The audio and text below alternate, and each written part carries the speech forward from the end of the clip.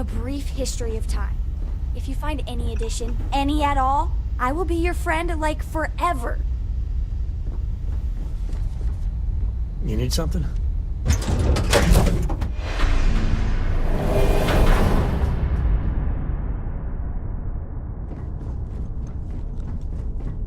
Hello. Again. Do you remember the emissary, perhaps? And their ship, the Helix? I believe they ambushed you above Neon and demanded that artifact you worked so hard to gain. Thank you for the stellar introduction. Your success is unprecedented. Before you came, we were just discussing how continued use of force against you is unwise.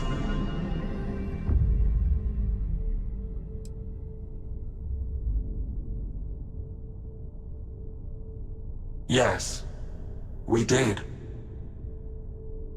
We are not a monolithic people. The STARBORN are individuals. Some are united in cause. Others are in it for themselves. We are all in it for ourselves. Some of us are just more honest.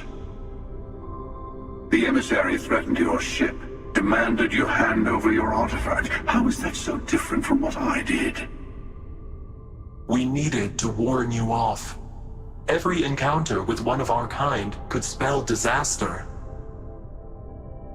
For whom, exactly? I say whoever can collect them should.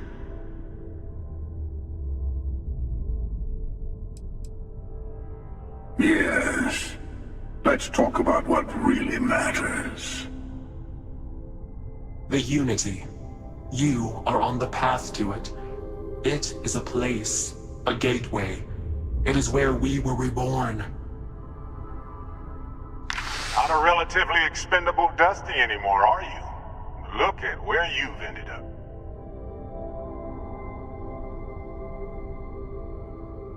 I'm not who you think I am. This universe is only the first one you've been to. I've seen hundreds. Where I came from, I was the one who ran to the Eye. I left you behind to protect the artifacts, and the Hunter killed you. One of me, at least. I collected the remaining artifacts, and they opened the way to the center of my universe, and the doorway to an infinite number of others. That is the Unity. When I stepped into it, I became a Starborn. It's how I've entered other worlds, including yours.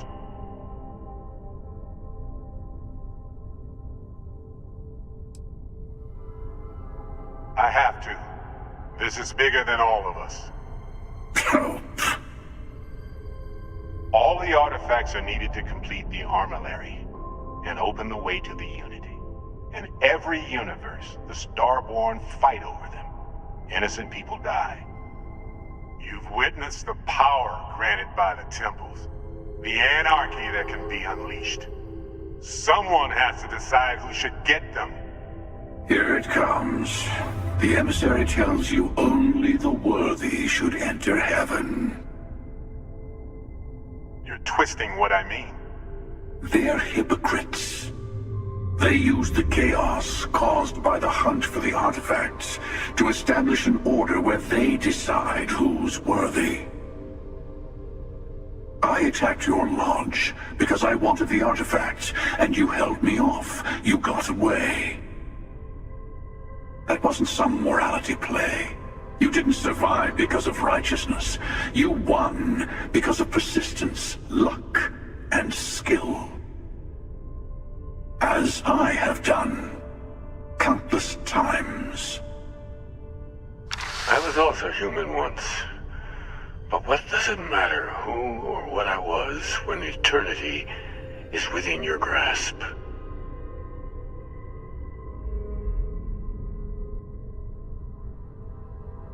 You're learning. My other self wants you to walk the path he walks, to give up, to appreciate the universe you have. Easy for a person who's seen everything, done everything. I think you should see it for yourself. You've never come this far. Not in all the universes I've seen. The path to the Unity is opening to you. You're going to tip the scales one way or another. Better your hand be on one of our sides.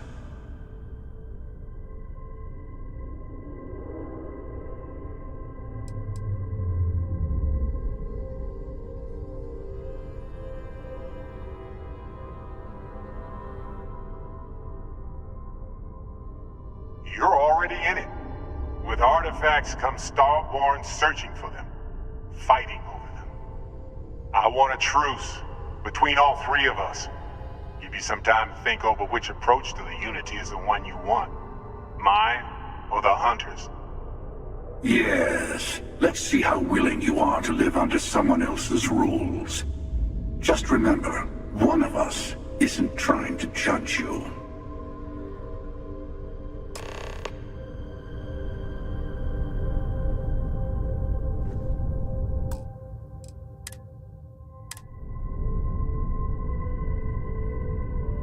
I'll tell you everything I can. I know we're not the same people we met in our universes. Still, it's good to see you again, old friend.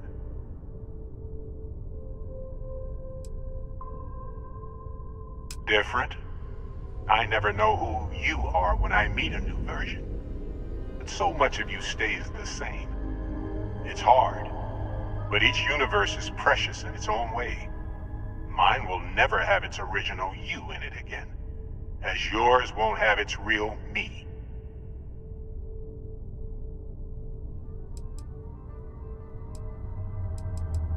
It's not an easy experience to describe, but the Unity will speak to you, offer you the chance to become Starborn. You will be leaving this universe behind to be reborn. Everything you were before will be gone. Maybe that's why it offers the choice. Compassion? Or is it testing us? You've seen the terror the Hunter causes. Every time a Starborn goes through the Unity, they get more artifacts, find more temples, gain more power. We can't let more like him abuse these gifts to destroy whatever's in their way.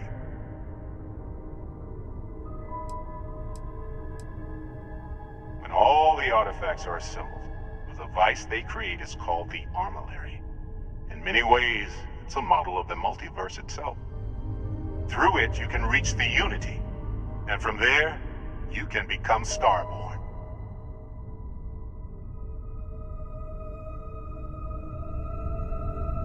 The Unity is meant for whomever can get there. Don't fall for that talk of worthiness. The emissary and their kind only want to control you.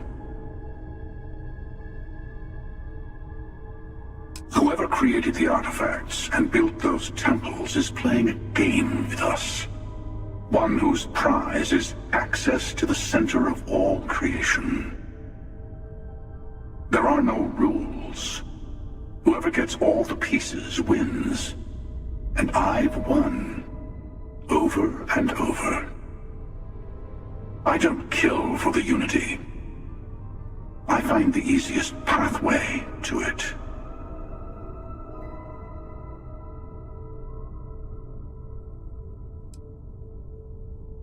I've simply found that it's the quickest way. Talking, forming alliances, waiting for the right moment to commit theft. It's all so tiresome. I'll admit, you getting away has been the most interesting thing to happen in quite some time. As soon as I realized what had happened, I knew I needed to wait until this meeting with the emissary to decide what to do about you.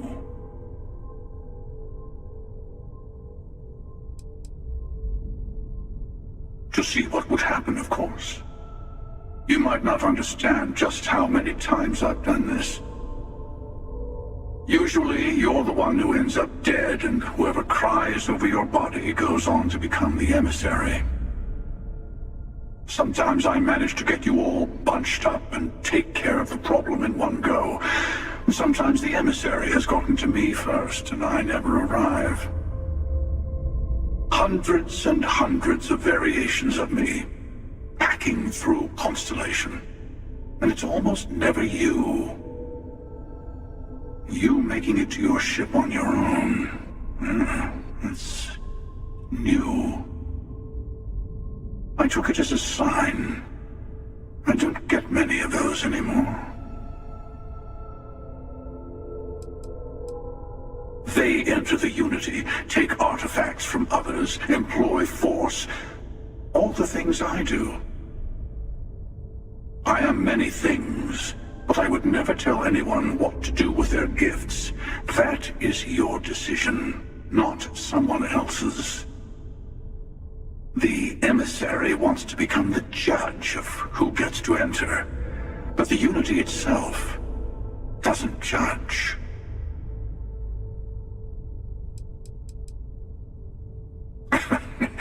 No, we always end up having this meeting at this time. But it's the usual affair. Can we make peace? No. Oh, how tragic. Honestly, I was beginning to wonder why I kept tending. And it's bad habit I started a long time ago. Perhaps I just like meeting the emissary to gloat. But you have provided something quite new to talk about. Maybe you're a random die roll. Or maybe the Unity is finally responding to all my hard work.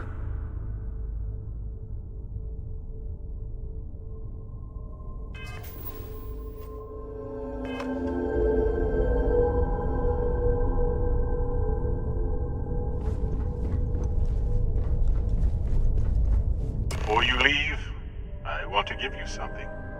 A way to another artifact, but also a lesson in how dangerous they can be. Seek the moon of old Earth. There are secrets there you must discover for yourself. Here, to open the way.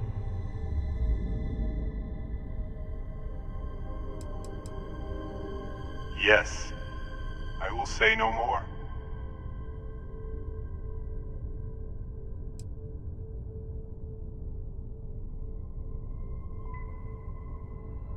I do not always know if you are a person I should be helping. Forgive me. I have also found that advice is a poor substitute for experience. I ask you again, go to Earth's moon. You should also talk to your colleagues in Constellation. I am sure that they have gathered more information on the remaining artifacts in the fringes of space. Part of me wonders what they will all say about what you have learned. But I will leave that to you.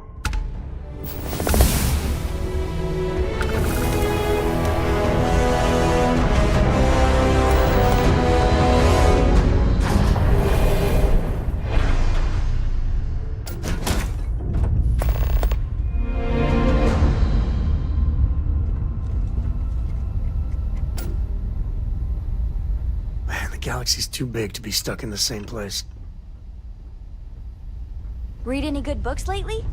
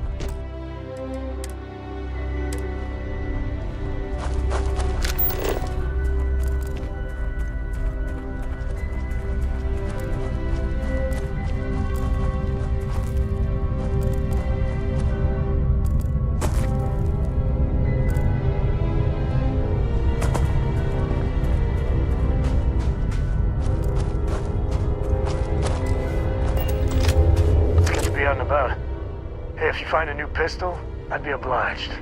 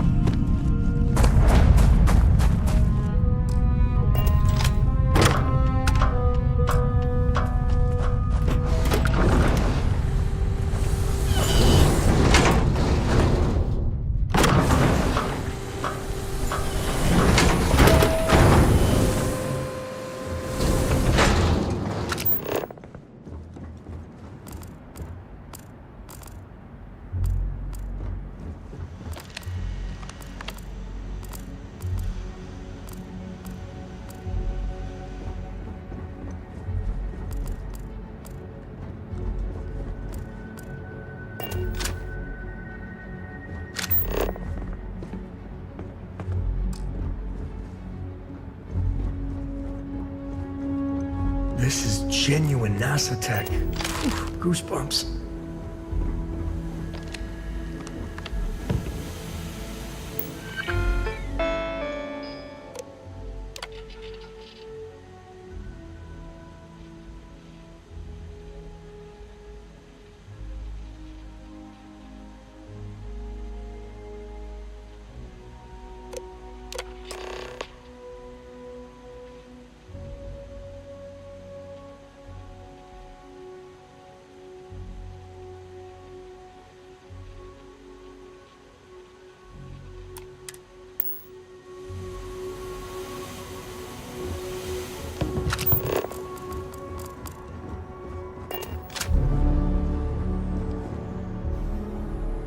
Please drop some of that. I'm hurting just watching you.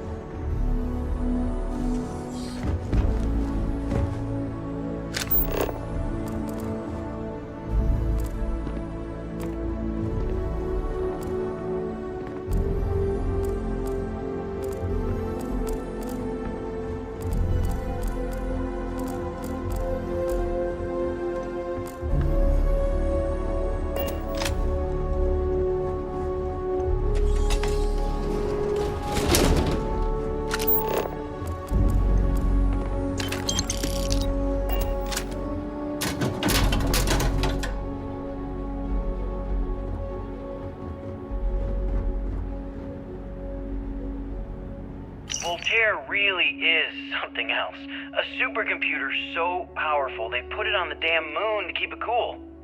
Although by that logic they should be running it purely in the vacuum of space. But hey, good marketing material. I've been spending some off hours running some dumb simulations just because I can.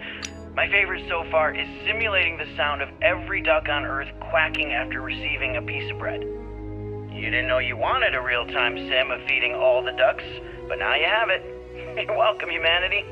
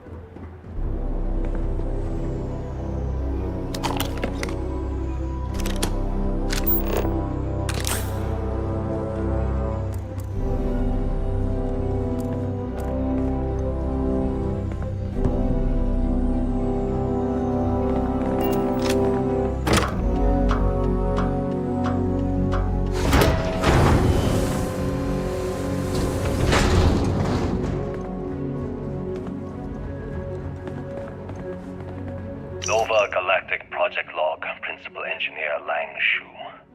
Voltaire is being reconfigured for this new initiative. The math we're being asked to crunch is ambitious, even for a supercomputer. We might as well be asking it to count every grain of sand in every desert on Earth. Who came up with these original equations? Our partner isn't being very open about it. Every question I have goes through some discretionary channel. I'm surprised we even know we're working on a ship.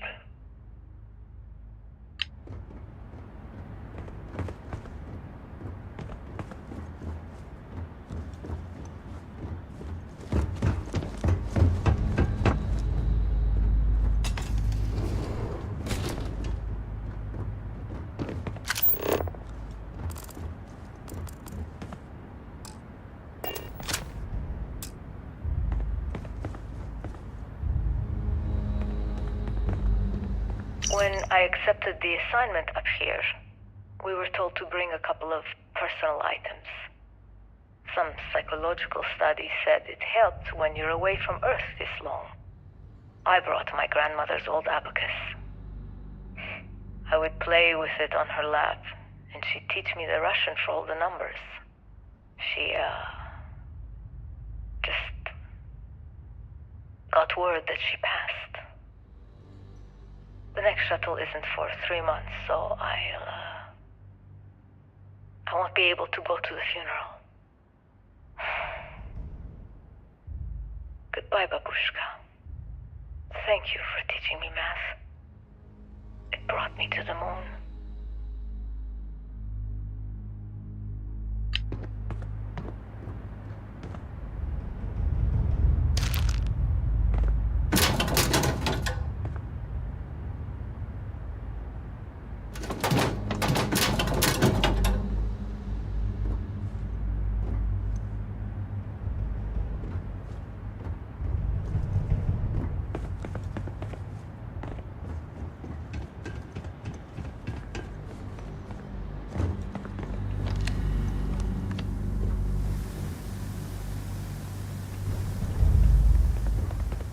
Nova Galactic Project Log, Principal Engineer Lang Shu. I admit, this is not the most disciplined team I've ever run. Malcolm keeps stealing computational time on Voltaire and thinks I don't know this. And Sabina's been distracted lately, but won't tell anyone why. I really should demand answers from both of them. But honestly, I'm too preoccupied with this contract. We all are. Despite anything going on in our personal lives, there's something special about what we're building here.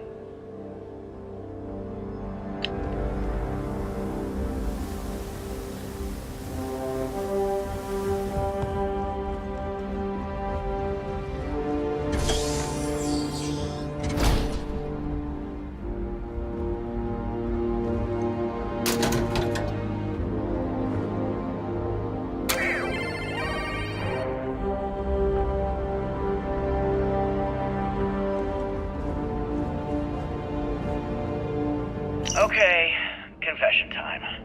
Being single on a moon base is the worst.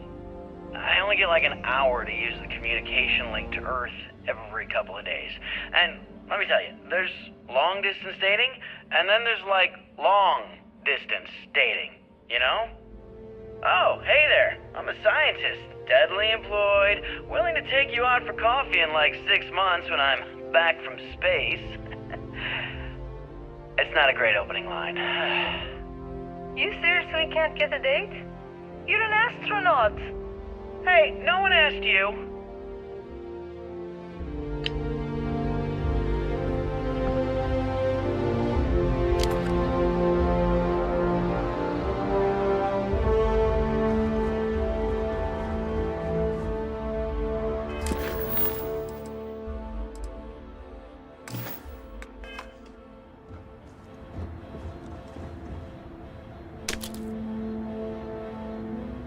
You ever get jealous? You know, the crew in the shipyard? Building the actual vessels that are gonna travel the stars? We're literally on a base on the moon. Oh, come on, Sabina. I'm trying to share my dreams here. Well, your dreams are always out there and never here where the rest of us live. Can't you just be happy doing your job?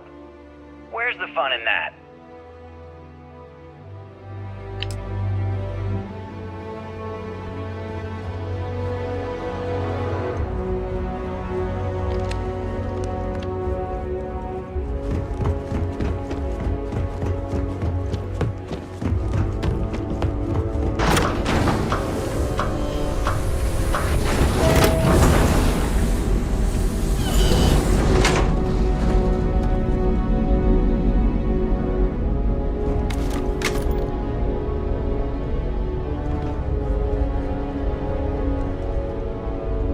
Engine spin-up time almost complete. Total time 5 minutes 22 seconds.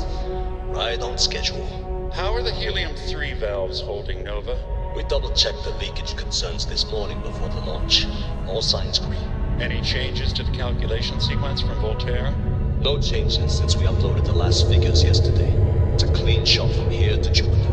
One day the computer will be on board the spaceship. Just imagine that. One miracle of science at a time, Canaveral. Counting down.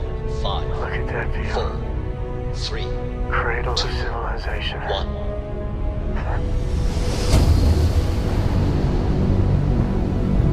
Canaveral, are you reading? All clear, Nova. Indicators look good.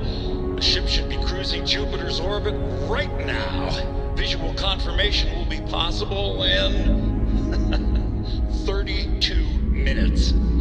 Afraid the speed of light is on the slow side these days. How does it feel to break the laws of physics, Canaveral? We're all pretty excited down here in NASA, I won't lie.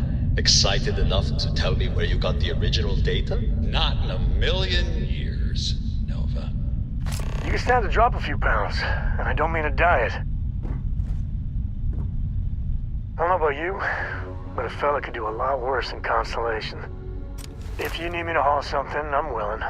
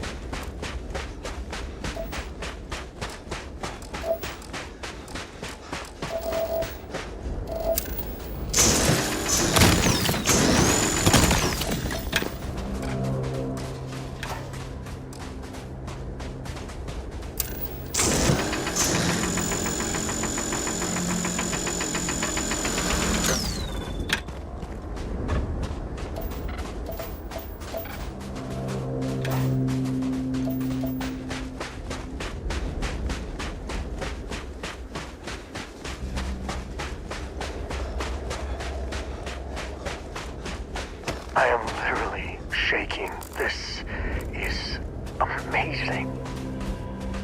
NASA. Wow. That first shock of cold. Is it weird that I like it?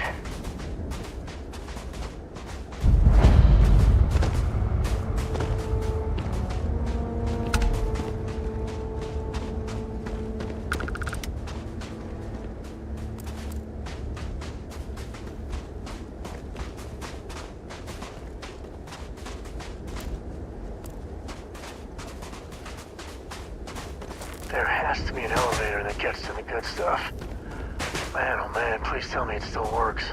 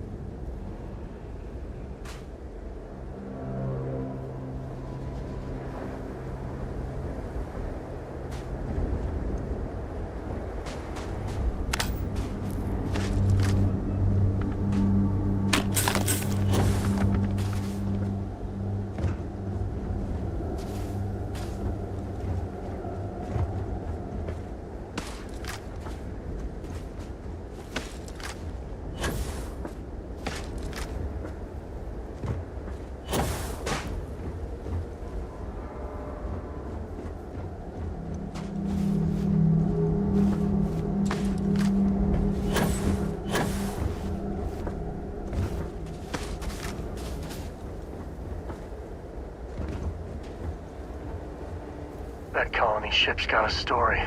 You can just feel it.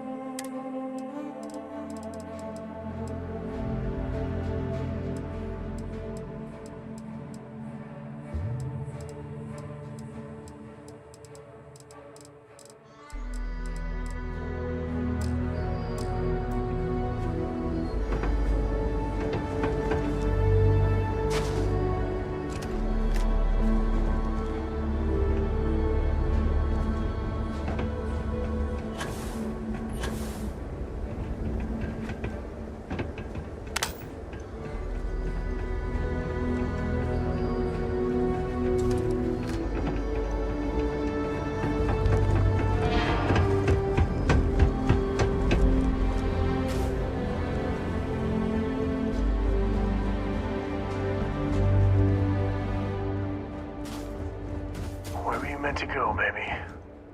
And why didn't you get there?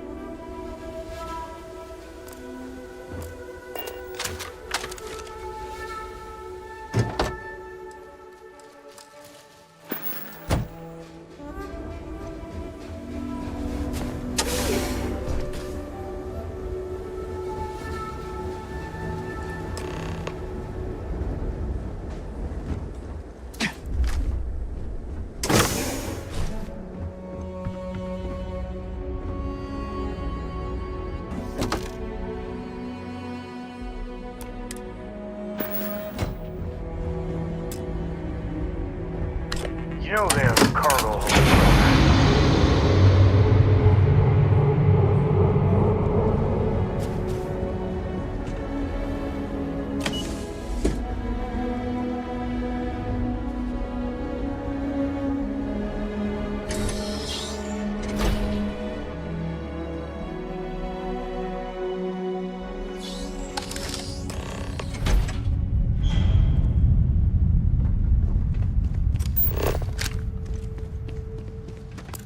Pre-flight check. Remember, no agricultural products past here. And hit up the duty-free first.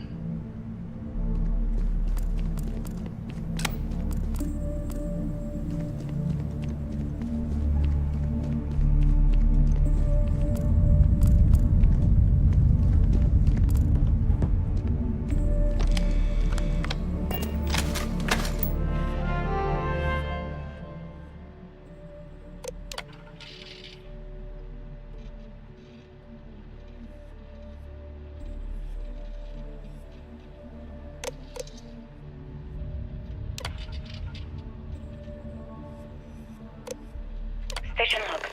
Dr. Judith Tatien. The recent delivery from Mars is unsettling. I was expecting rock samples or maybe fossils of microbial life.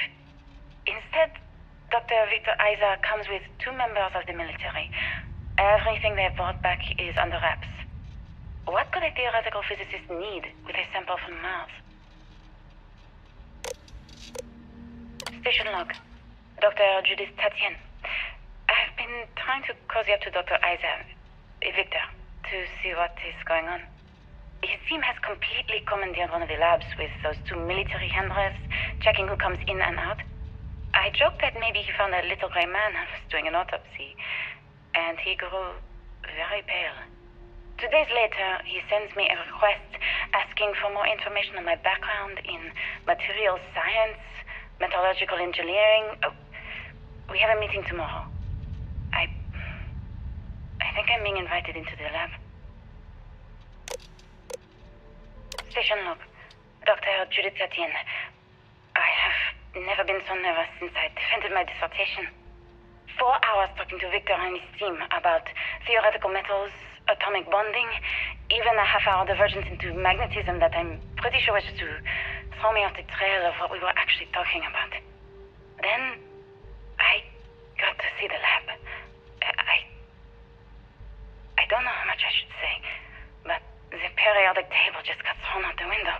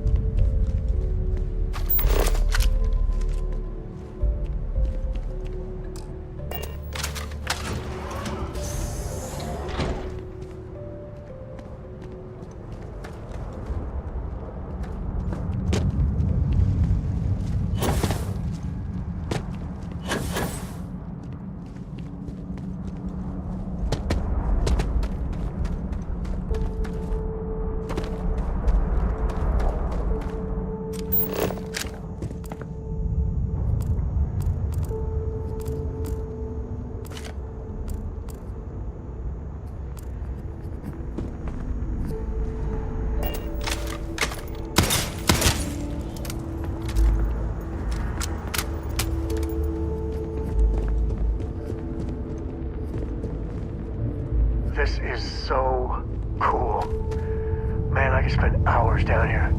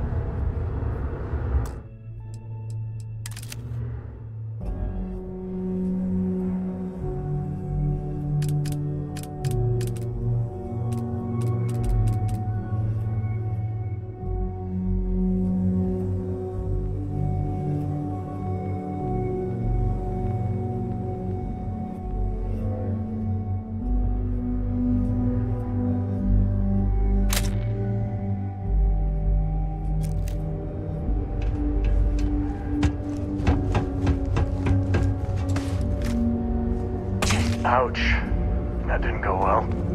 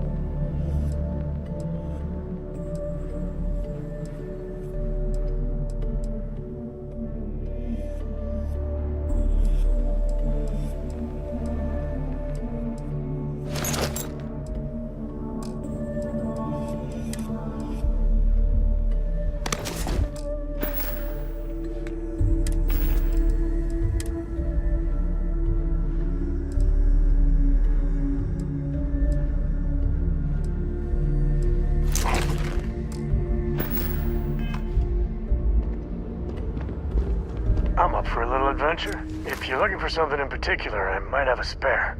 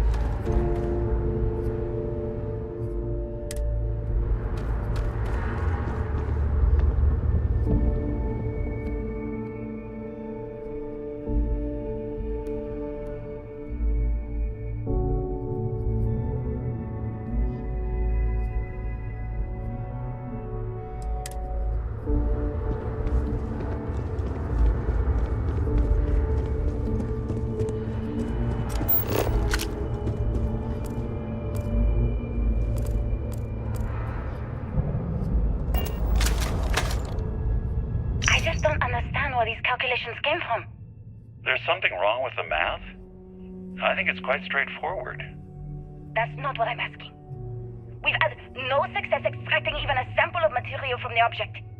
No explanation for the gravitational effects, no motion graph to explain its harmonic frequencies. I can't even establish a melting point. Judith. But you've had me building these prototype colliders for months. And now you want me to pump helium-3 into it based on this equation you've written on a goddamn napkin? I just need you to trust me. I have been trusting you. We keep slamming our heads against a brick wall, getting nothing. And you keep coming up with something new to try. Like, you know what's going to happen. Where are you getting your information, Victor? I'm sorry, Judith. Look, not here, okay? Somewhere off base. I'll tell you everything. But I'm not lying, okay? We're going to discover something important here. I promise.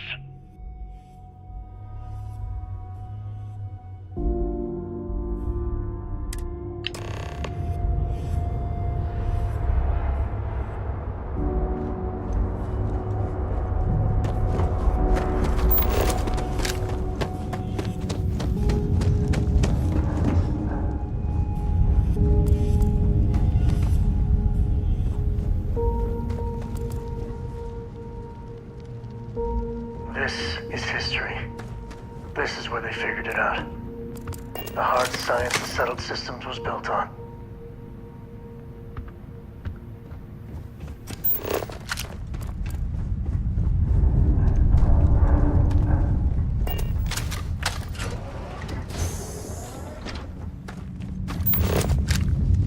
Too bad about the cave-in, but at least the museum was intact.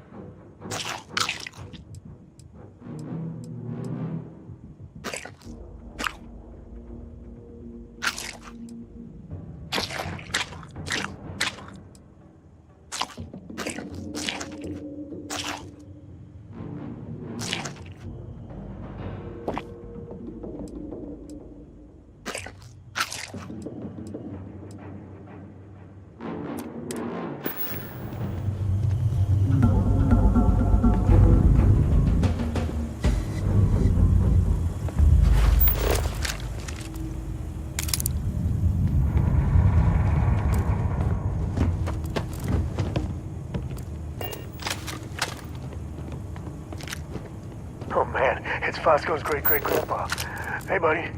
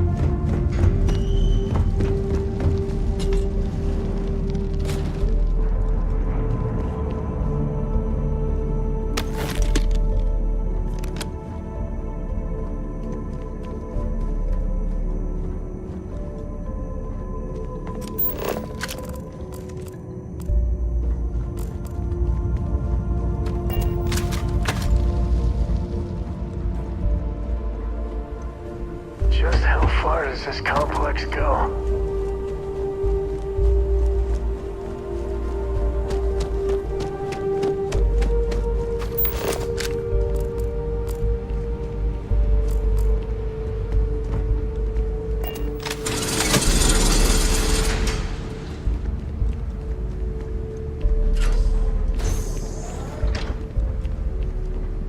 I wonder what they stored here.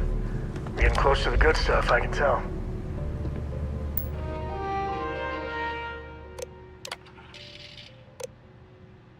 Project log. Dr. Victor Isa. We turned on the prototype today. The gravitational field around it began to fold as we long suspected. Complete reversal of gravitational pull was observed on dozens of loose objects around the lab. I'm setting up a meeting with the directors to propose a larger test. The prototype proves we don't need the original anymore, but further work is going to have to take place in space. Somewhere with abundant helium-3 and with a civilian partner. Someone with access to large-scale manufacturing resources and computational equipment.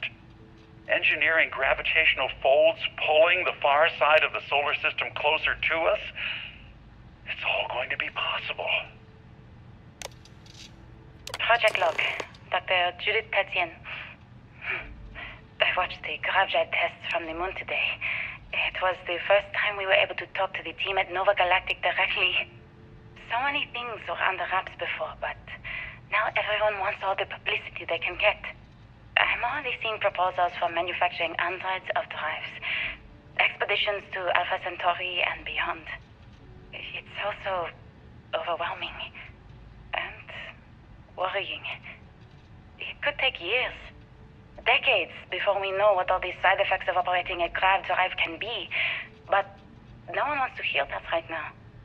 Like a bunch of pioneers racing towards the edges of the frontier without knowing about the grizzly bears in the mountains.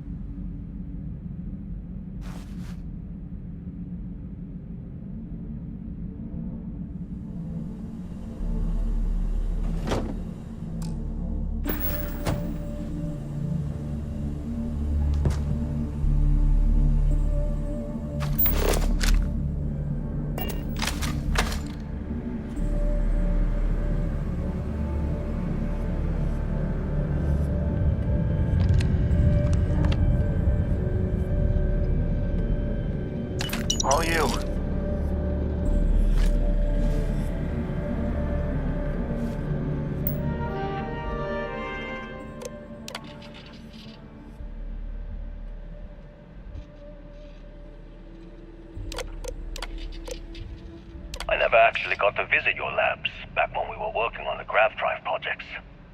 Seems like ancient history now. Only thing we're doing these days is launching weather satellites. Guess this is as good a retirement as any. Now, Project Demeter, you want our help manufacturing scanners to better track these new meteorological patterns we're seeing. Our guess is that the poles might be naturally shifting, causing some gravitational fluctuations that are throwing off our old models. Why do you need the scanning tolerances to be so small? What are you trying to find? I just want to be sure. It's not like we're doing much these days anyway. The glory days are over. Why not give ourselves a challenge before they write us off in the history books?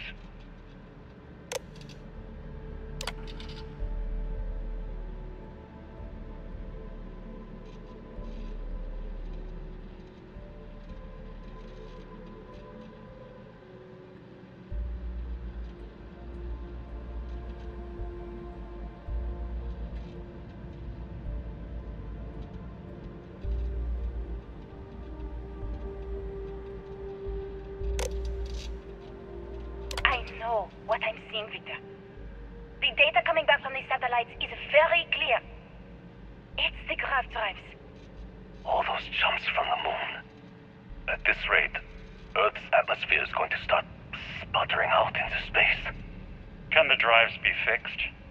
I'm working on some designs that should discreetly solve the problem, under the guise of an emergency update to the fueling pumps. We're talking about the end of Earth, and you're trying to be subtle about it. Judith, the last thing we need is people losing faith in grav drive technology.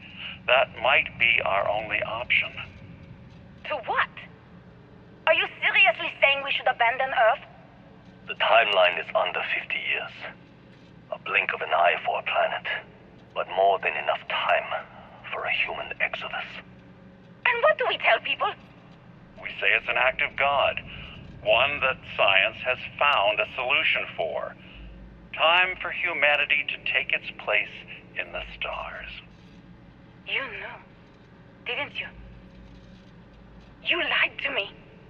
All this time, I dedicated my life to this discovery, Victor. And you knew we were going to kill off our planet? You haven't seen the future I've seen. There's an infinite expanse of promise out there. A meteor could hit Earth, a plague, another world war. Colonizing other galaxies secures humanity's future for all coming generations, across all time. At the expense of our home. Stop it, both of you. All that matters is building enough ships to get everyone off this planet. And we need to start now. I'll draft up a statement. We'll need to address the entire international community. I'm sorry, Judith.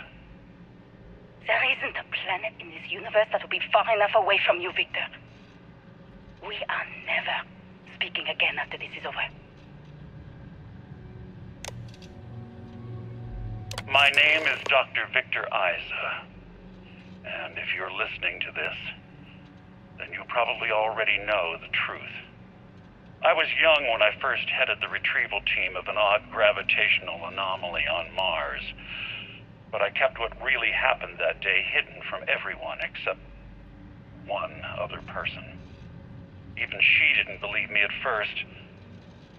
But I have no reason to lie to anyone now, so I hope you'll accept this confession, whoever you are. When I touched the anomaly, I experienced 12 days of lost time. I met myself. He told me everything that has since come true. The grav drive equations, the tests on the moon, Earth's atmosphere sputtering away because of what we had done.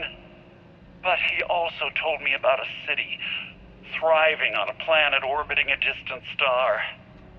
Human culture, art, music, lifestyles evolving and shining brightly across all of space. What price would I be willing to pay for that future? Maybe you don't believe me. Maybe Judith was right and I'm just a coward who wants to believe his mistakes were justified. But everyone has forgotten about the real origins of the grav drive, this artifact from Mars. I hope you make better use of it than I did. Dear God. So we caused it. It wasn't some terrible accident. Grav drives. And this.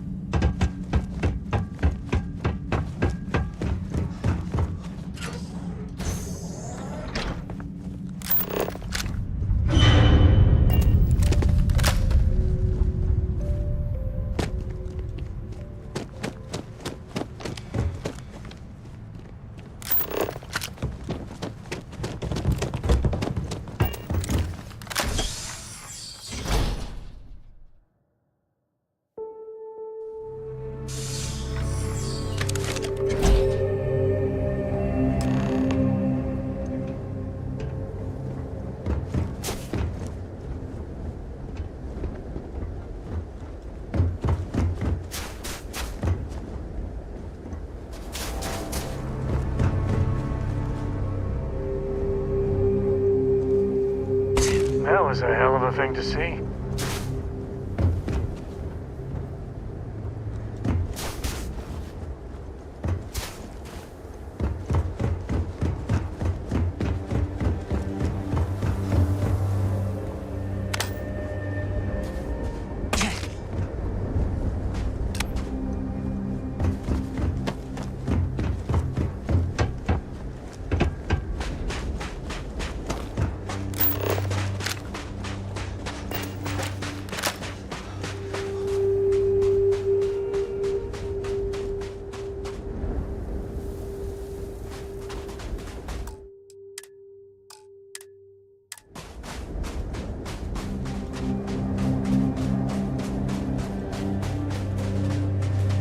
You understand now why I asked you to come here? The artifacts unlock the secret of interstellar travel. At the cost of Earth. An easy trade, honestly. Why have one world when you can have all the settled systems?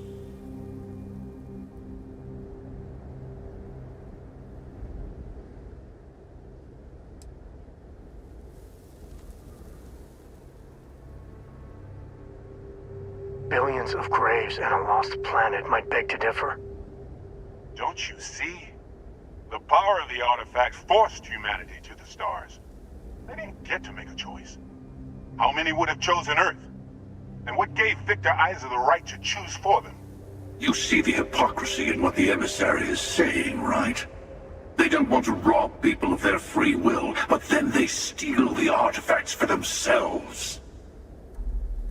In the wrong hands, the power of the artifacts can make anyone a tyrant. That's why we watch over them.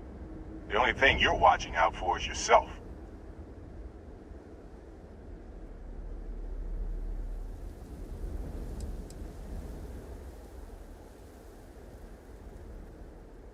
You are so wrapped up in your arcane war. You're oblivious to the cost you're making the rest of us pay. Don't be a fool. The emissary and I may have our differences, but you do not want to give us a common enemy. For once, he's right. Don't do this. We can collect the final pieces together.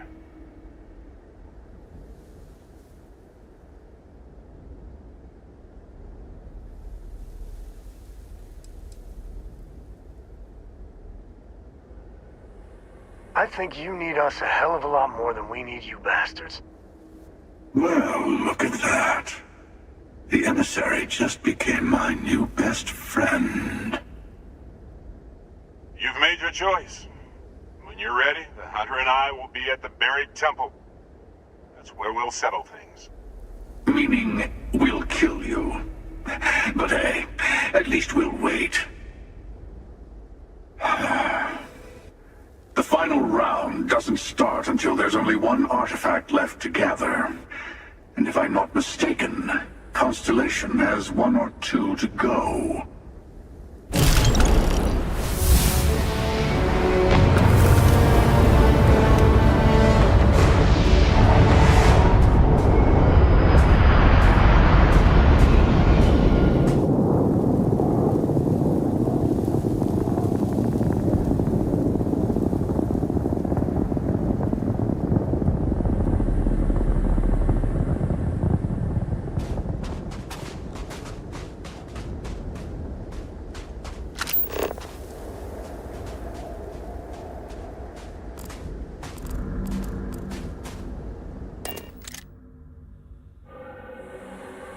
Tell Cora we're back.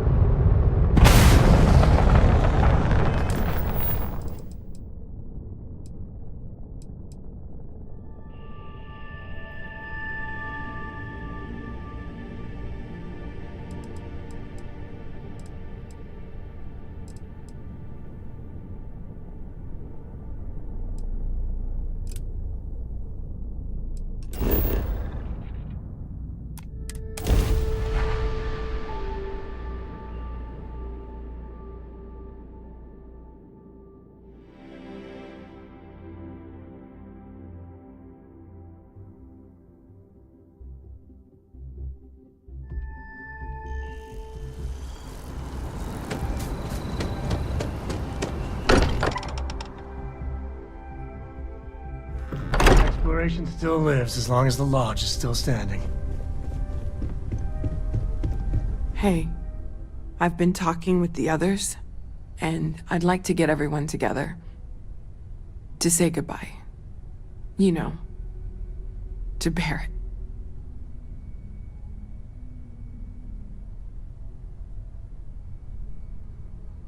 Thank you.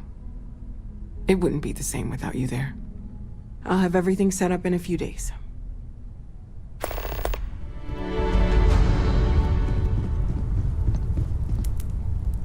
Mateo told us about your pilgrim's voyage. You found it, didn't you? The meaning of unity.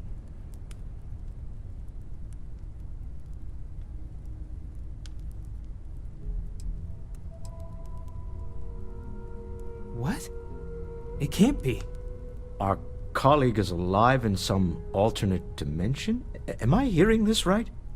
Let's take a step back. This is everything we've been building towards, and the implications are a lot to take in. Could you explain the part about multiple universes one more time for everyone?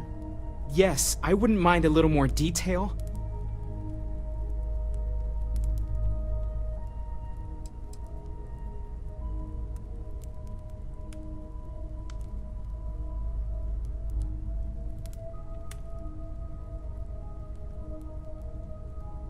And that's why the Starborn want the artifacts so desperately. They're the keys to unlocking the infinite. I don't even want to think about the physiological changes you'd need to travel between universes. Plus what it would do to the mind? Enlightenment? Or oblivion? Like the Hunter. You have the opportunity to reach the closest thing to your god that might exist. And you're second-guessing it? One doesn't approach the afterlife without some trepidation.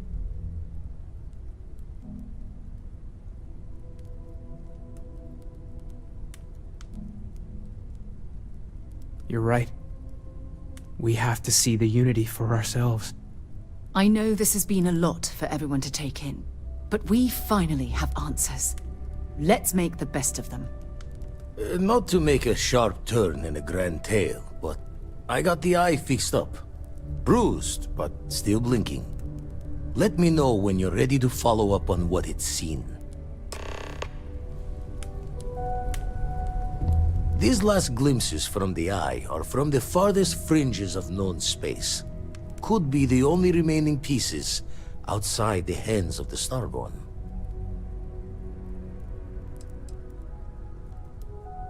Aye.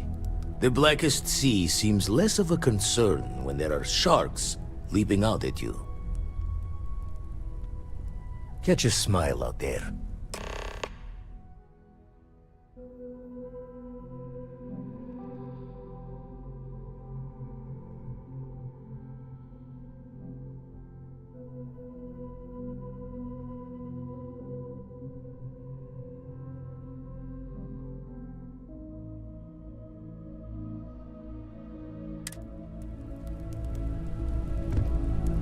Home's got a sanctity.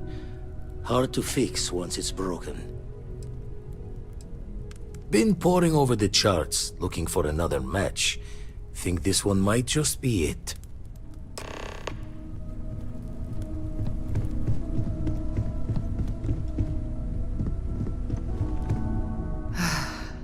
To think the Lodge turned into a battlefield. I'm right behind you. Switching me out for the big boss, huh? I see how it is. Well, of course. How else do you expect anything to be done correctly?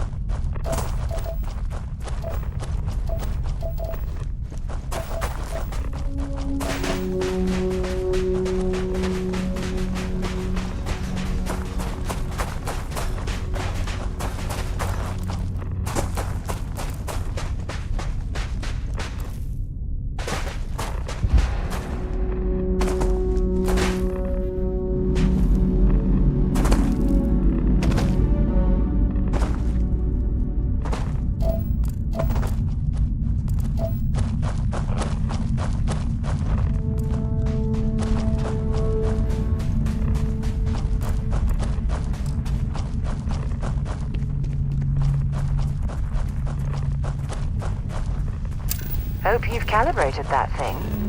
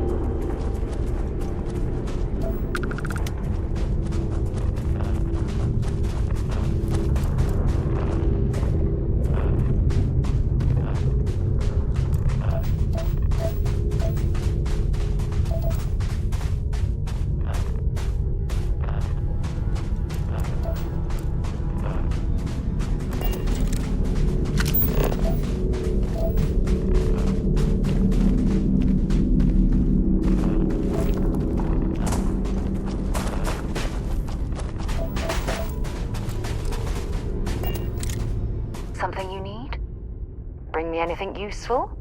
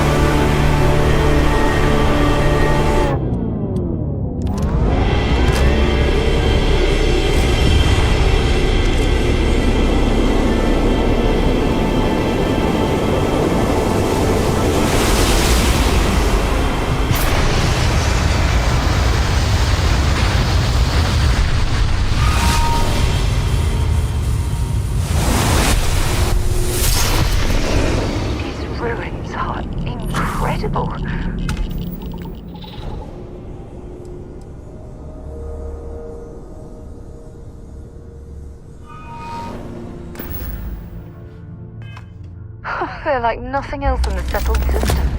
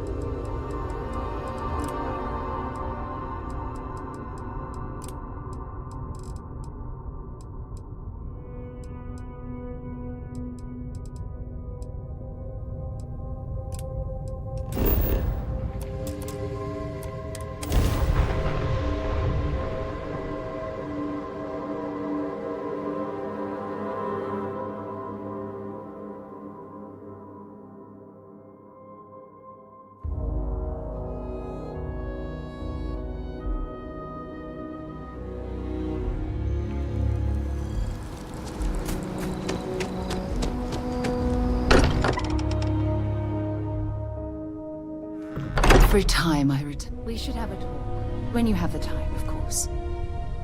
Forgive me for pulling you aside again, but, well, there's so much to process right now. The emissary, the hunter, the unity, an entire multiverse. I can't even begin to wrap my head around it all.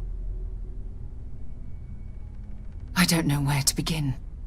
The fact that we are the origin of the Starborn. Humans literally reborn by entering the Unity. The same, yet different. It's unbelievable. I feel like most of the knowledge we've amassed in the last few centuries about the universe has just been made obsolete.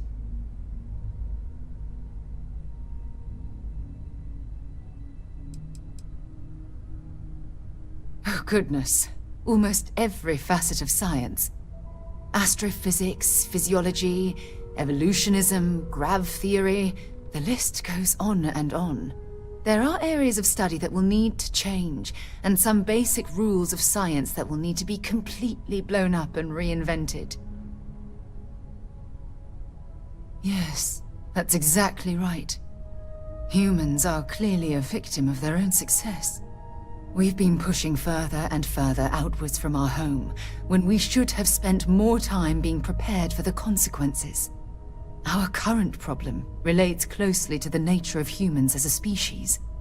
This rushed curiosity has led us to enter the Unity and become Starborn.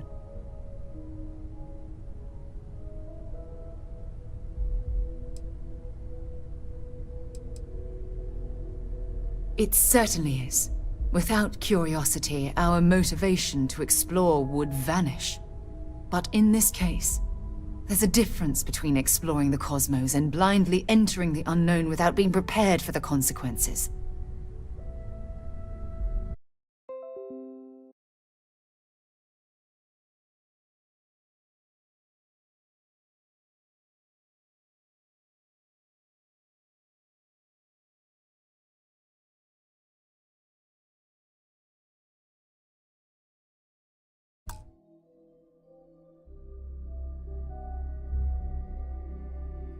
You'd think that a technologically advanced society would have evolved past petty squabbling over something like the artifacts. It almost makes me wonder if entering the Unity has done them more harm than good.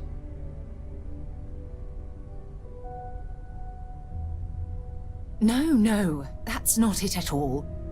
When you pass into whatever lies beyond, we don't know what will become of you. Will you remember your life as you knew it? Will the hunger to collect the artifacts consume your life like it's clearly consumed the Starborn?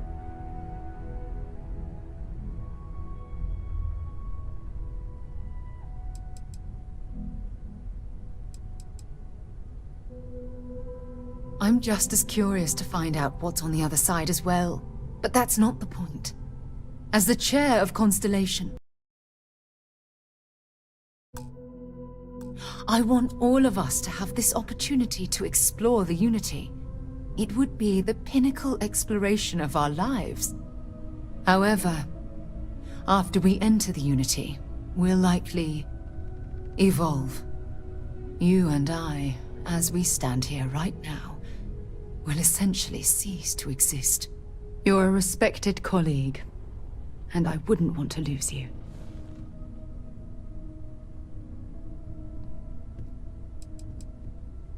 I'm not sure.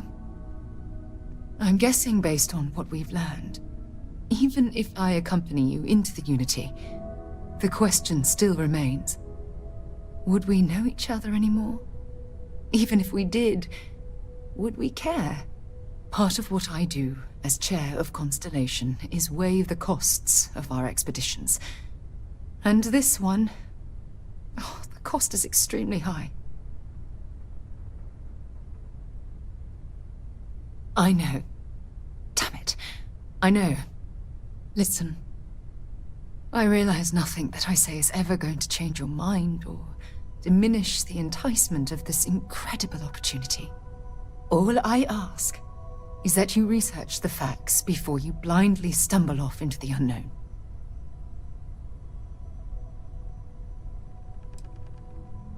I don't know if I'm ready to make that leap, but knowing we'd be doing it hand in hand would certainly make it more comforting.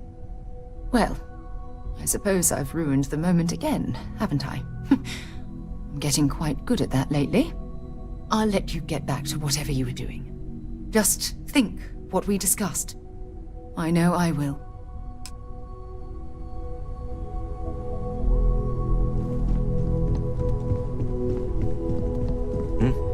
Sorry. Don't mind me. I've been lost in thought for a bit. The eye's showing signs over another one of those big anomalies. Here, catch a smile.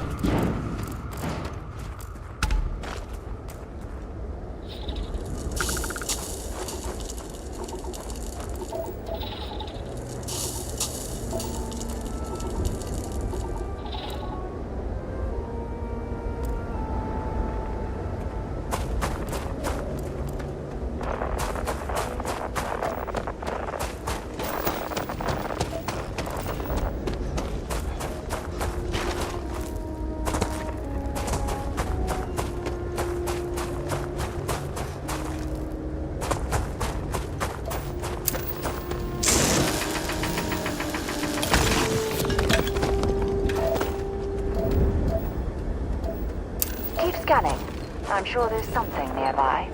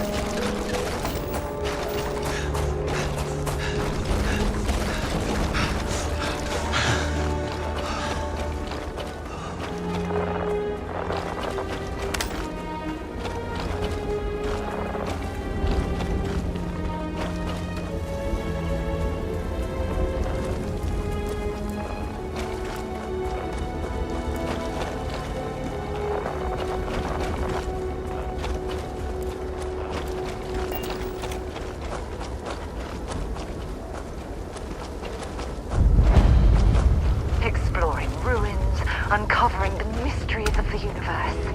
This is exactly what Constellation is all about.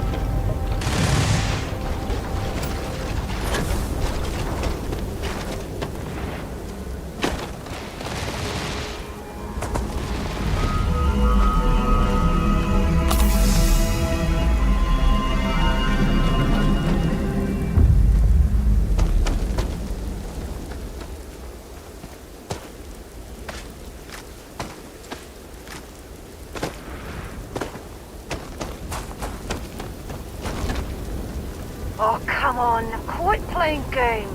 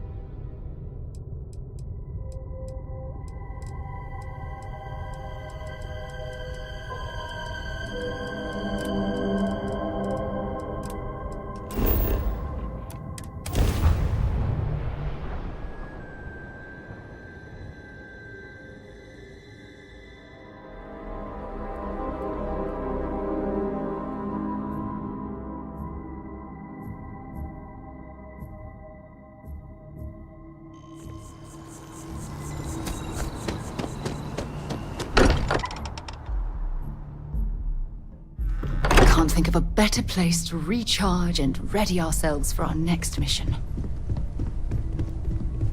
Waiting? Don't mind me. Tip your ear later. Been poring over the charts, looking for another match. Think this one might just be it.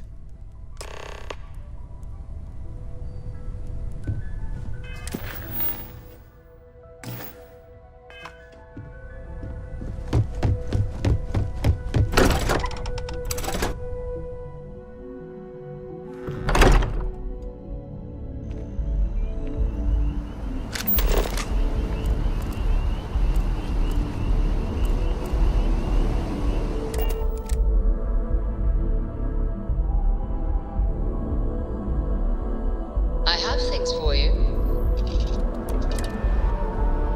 Picked up something you might be interested in.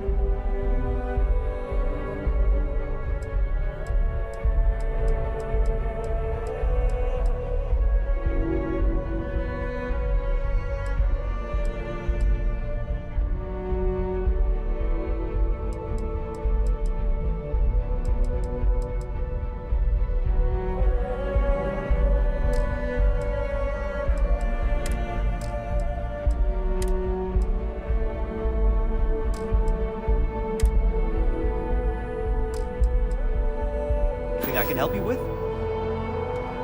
And here's your new captain. My crew can take a look at your ship, and you can stop by the Trade Authority kiosk if you need to offload some cargo.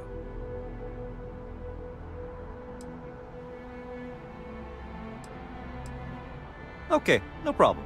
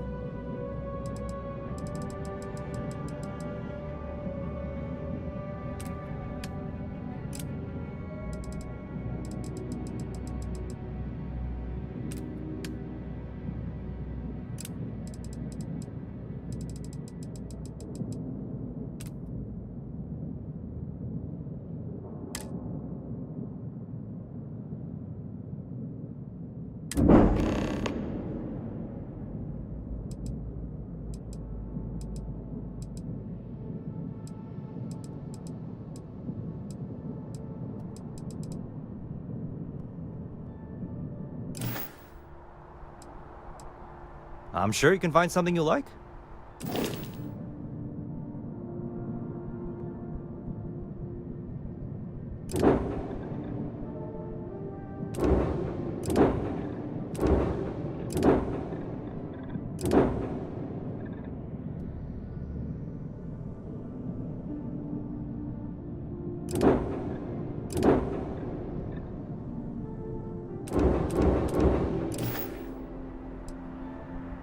Sure, have at it.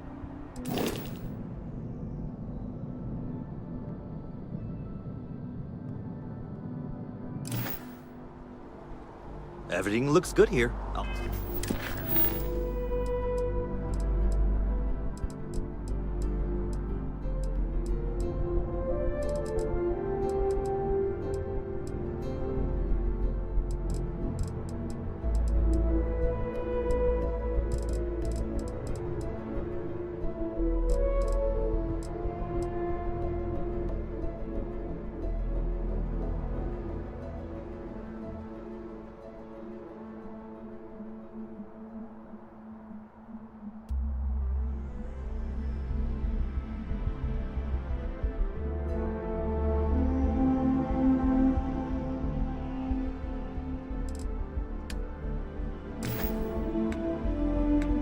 I'll be at my booth if you need me.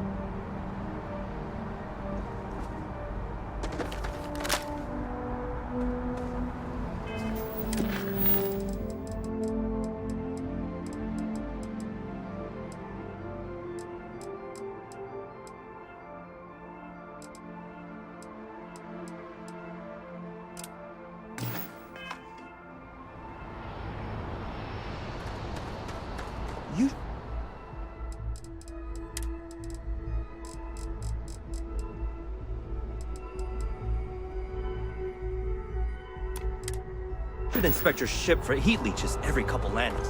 They'll cause plenty of havoc if left unchecked.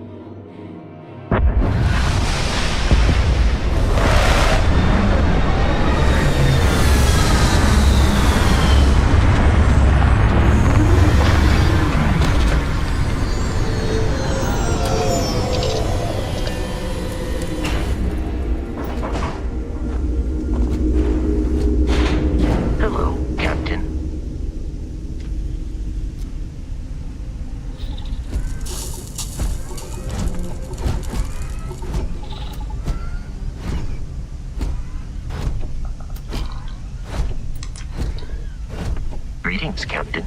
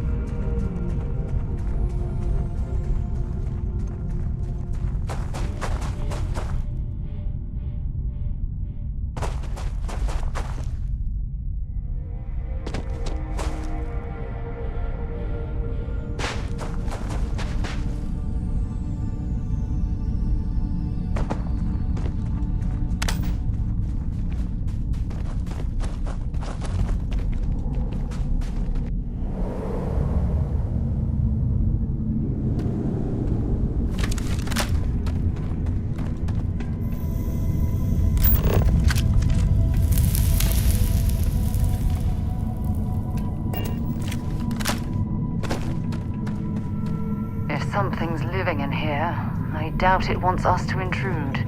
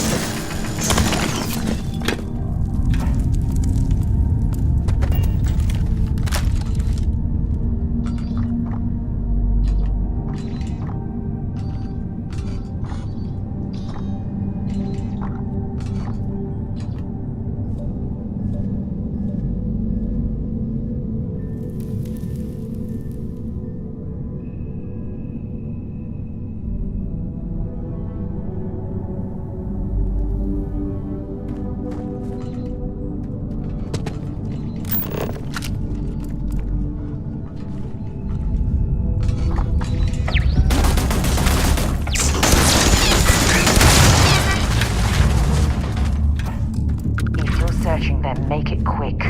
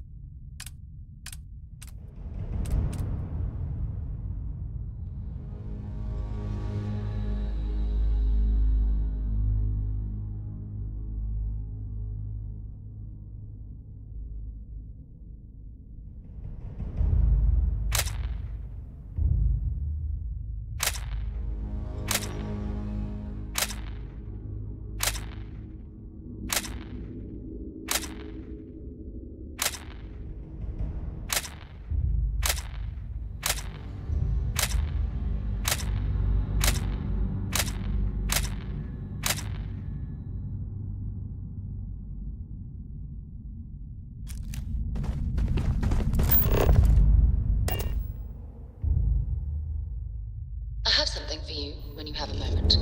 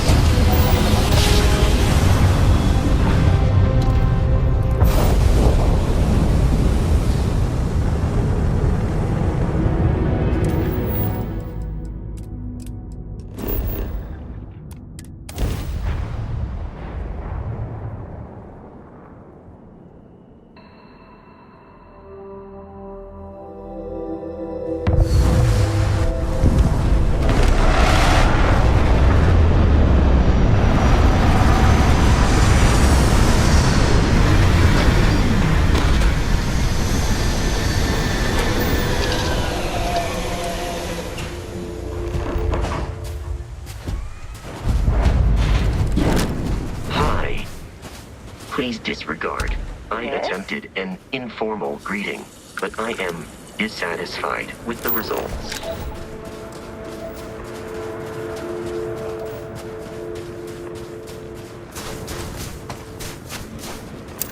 Scan any promising leads?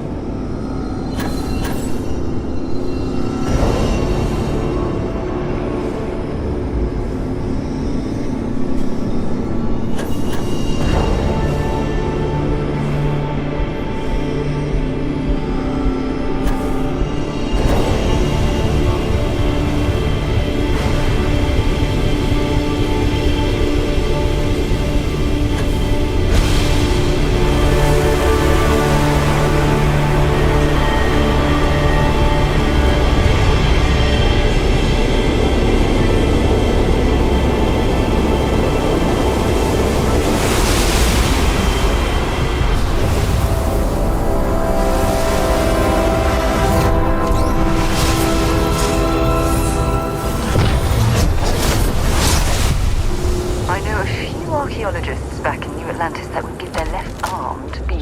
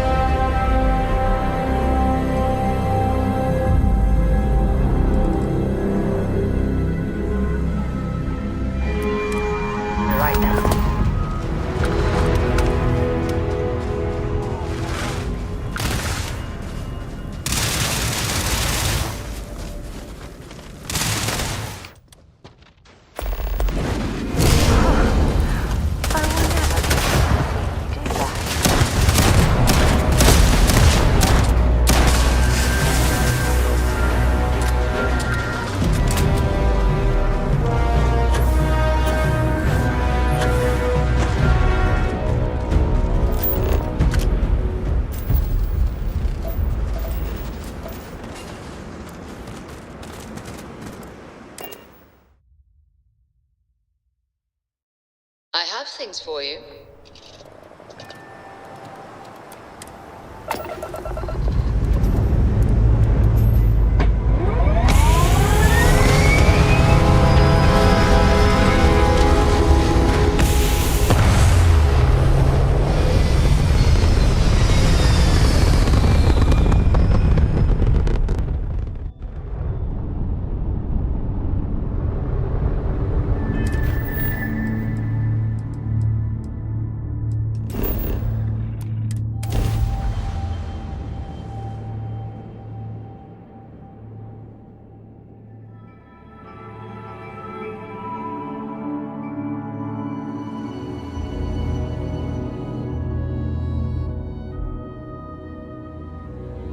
I picked up something you might be interested in.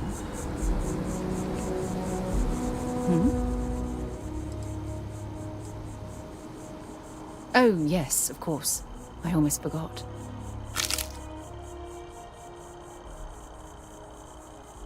Fine by me.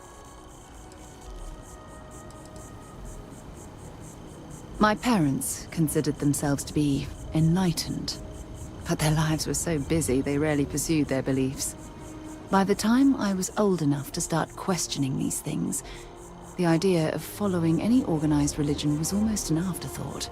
It's not that I don't want to believe in anything, it's that my scientific mind is often at odds with my spiritual center.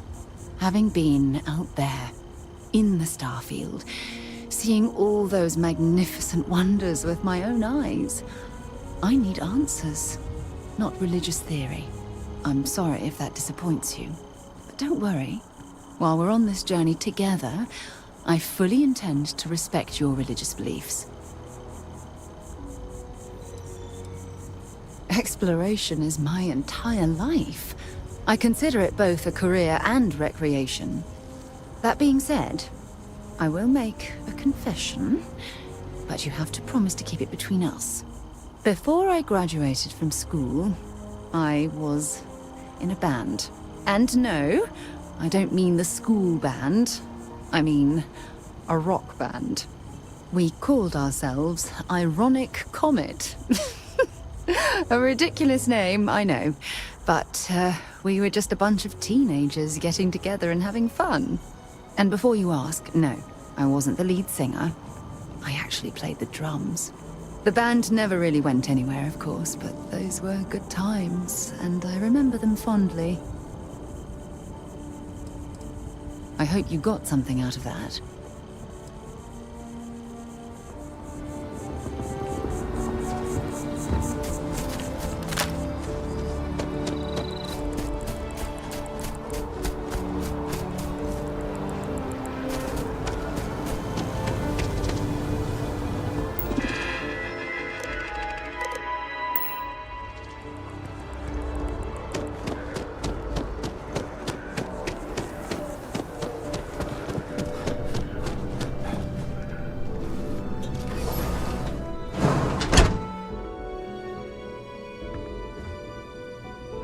Should you find yourself in need, medical supplies are available for purchase at, if I may say, very competitive prices.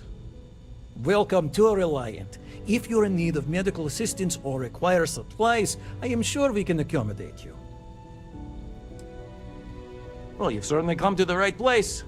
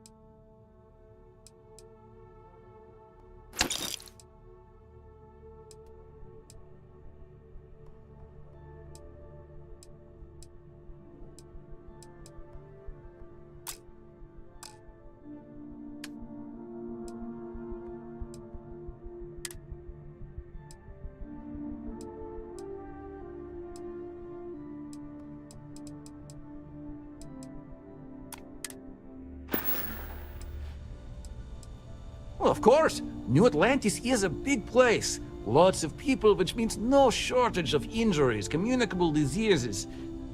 But we're well staffed and do our best to accommodate anyone who needs help. May you remain in good health.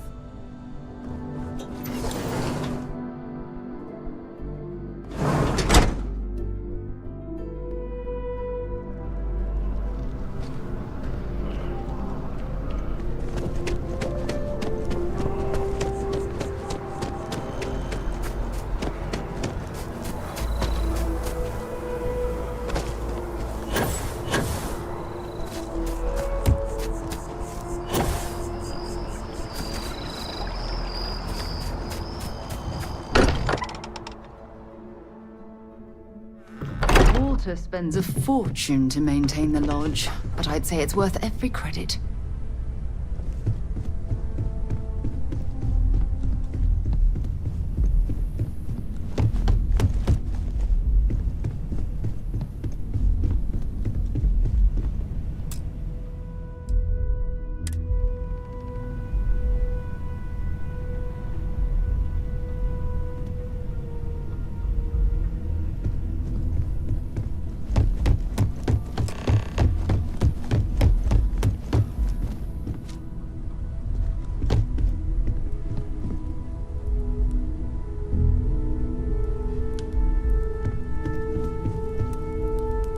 Constellation is no stranger to loss. Our own founder left on an expedition and never returned. It is easy to talk about the glory and excitement of breaching into the unknown, of lighting the darkness. But it is harder to stare into the face of the cost. That all of our progress is built on top of the lives of those who dared. And that we owe them the courage to continue our work in their memory. Thank you, Sarah. If anyone else would like to say a few words.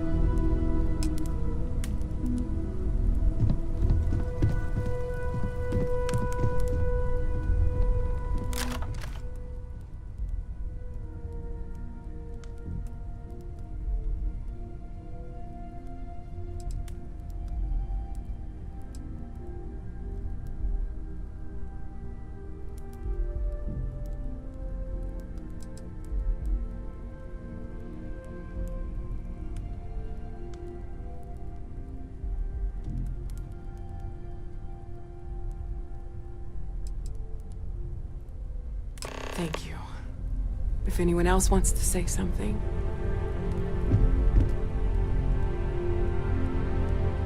I hope this is all okay. Between fixing things up and sending out messengers and getting all the paperwork done.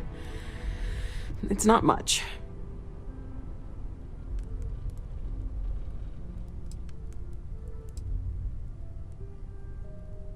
Good. Good. Sorry, if I talk any longer, I'm gonna start crying. Could you excuse me? I thought maybe I would come up with something to say, but I've got nothing. So, instead, I thought I would quote something that gave me comfort a long time ago. Is God real? The more proper question would be, is reality divine? Existence itself is a mystery which yearns to be uncovered. What is goodness but a comparison to the good? What is existence but a participation in being?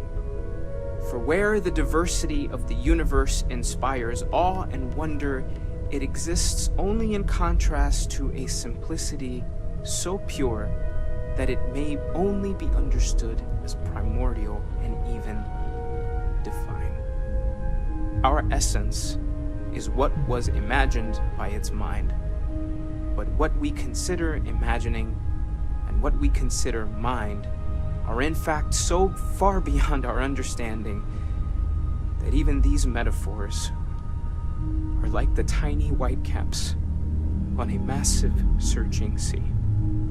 There's more, but those are the parts that speak to me the most.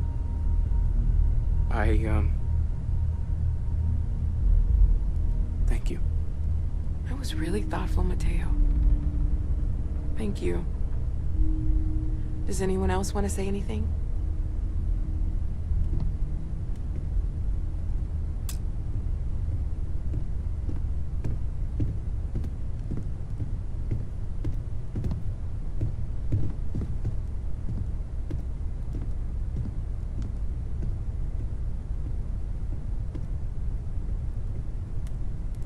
I don't often speak about what I believe in. It seems so redundant with how I live. But death is one of those occasions where it's hard not to look inward. Our friend is gone.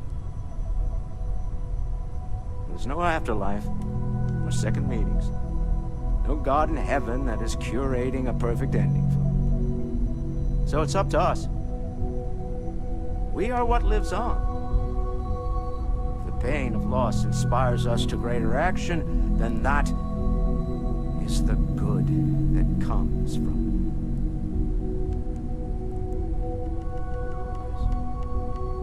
it. Humanity is what truly creates our world. We are the ones that judge things to be good or evil, joyful or mournful. Let us take responsibility for it. Let us remember what we have lost. Walter, are you part of the House of Enlightenment? I never knew that. Yes, well, I like to keep some things private. However, I know Barrett would have appreciated the sentiment.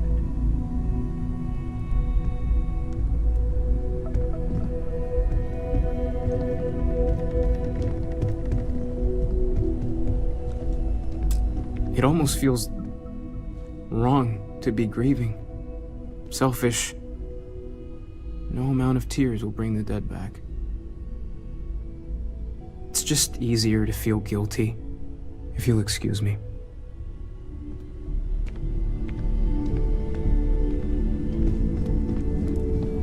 Hey, how are you holding up?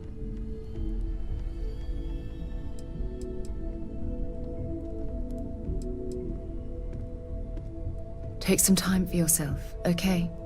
Plenty of rooms to sit down in if you need to be alone for a while. We'll get through this. It might feel like everything's falling apart, but that's why we need to stick together.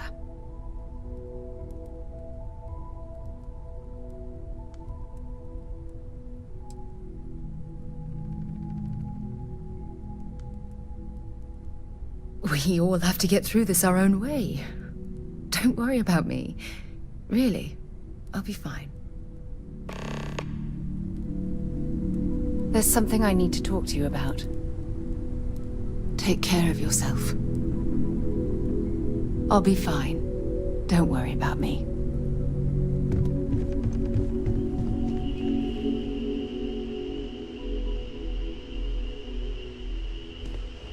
Chat for a bit? Normally, I hate talking to people at funerals, but, well. You don't believe in the afterlife, do you? I mean, this might be the worst time to bring it up, but...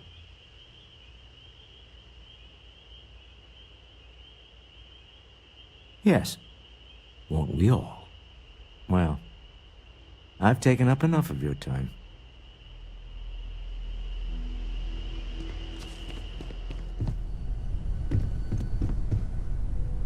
I don't believe we've met.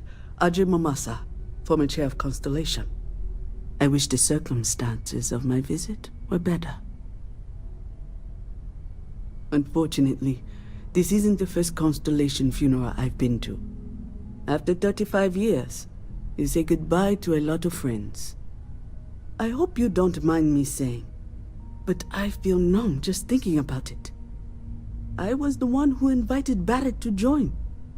Oh, he was so brilliant. Even if the rest of us couldn't always keep up. Exactly the same as when you met him, I bet. Oh, smiles. Saying just the wrong thing at just the right time. You don't mentor someone like Barrett as much as you let him go and try to contain the damage later, eh? Ah, yes. I officiated his wedding. Ah, young Irvin. I told him he was signing up for a lot with Barrett, but he didn't care. I bet relationships in Constellation are still messy, aren't they? We're more of a family than an organization. All the former lines bleed together. It makes the losses sting harder. But I hope it means the time you had together was all the more important. That's how I like to think of it, anyway.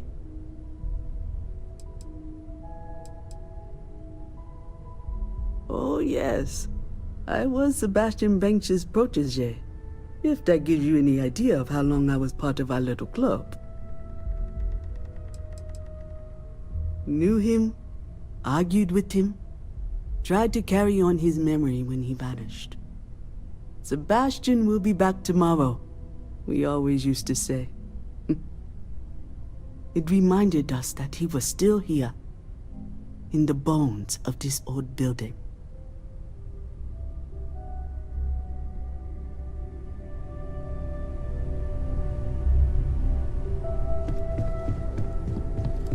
Constellation has suffered losses before, although none quite so violently. I am told these types of gatherings are a sad occasion. That assumption appears to be correct. No, I don't. I'm programmed to analyze sensory and biometric data, so I can cross-reference. But I do not feel as you seem to imply. I appreciate you verifying my analysis, although I am certain my thanks will do little to improve your current psychological trauma. If you would like, though, I can add some consoling language to my programming.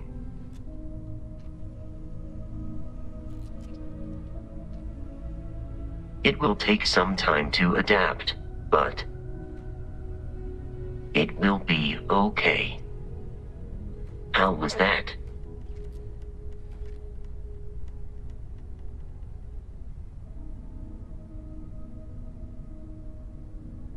I will note that feedback for later.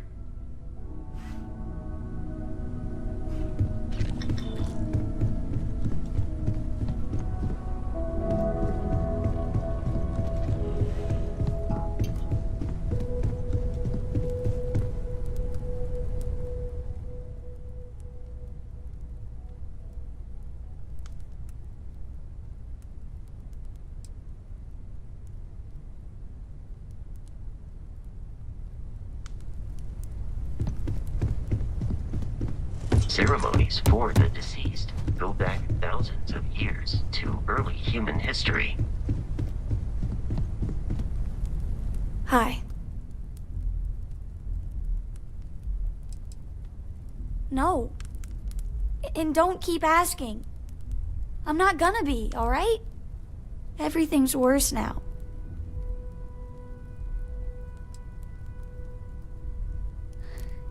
Is talking supposed to make us all feel better?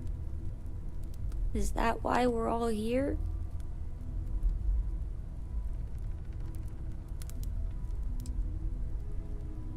What's the point?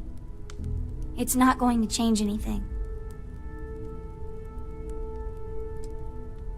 Every day is going to be worse now. Don't you get that? I want to be alone for a while, okay?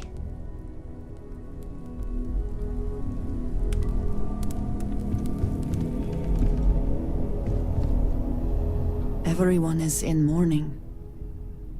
I understand, but I cannot quite share in their emotion. After the shock of what happened faded, I have felt nothing else. Just a numbness. I have seen death. I have lost people I considered close. But this is... it is not the same. I cannot explain why. I am not sure I am making sense.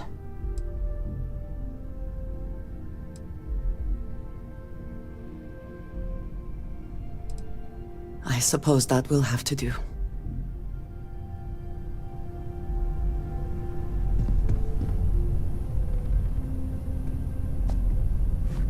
If you are free soon, could we talk? Is it quieter in the lodge, or is it just me?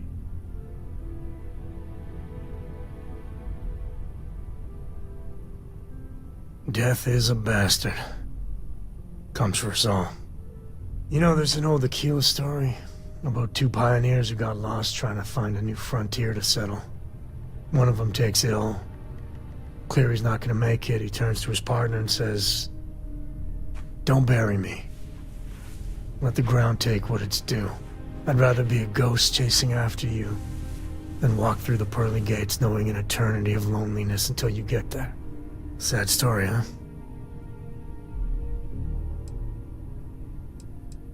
Yeah, you got me.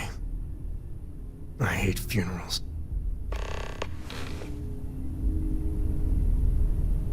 Drink? Time's right. I'd appreciate Pour one that. out to the blackest sea?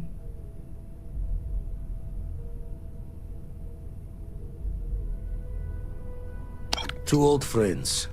May their ghosts go past the edges of space, to the great beyond.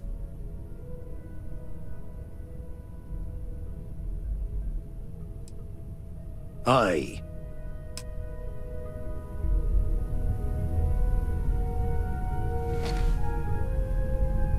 Good talking to you. This is harder than I expected.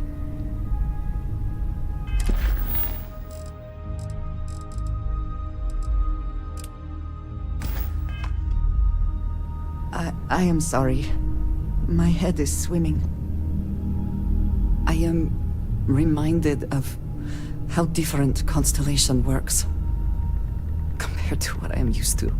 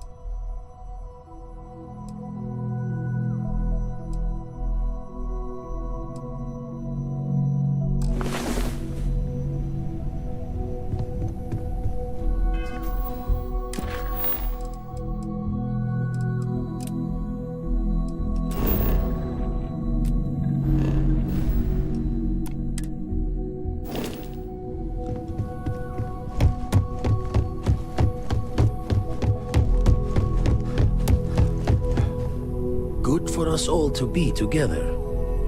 Even I don't like to be alone at a time like this.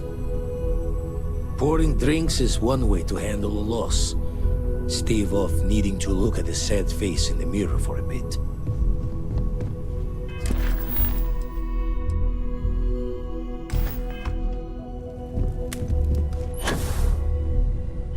Constellations, reduced capacity.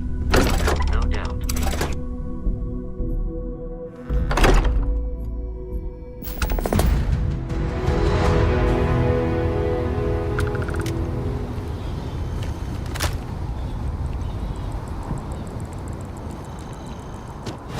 Hello.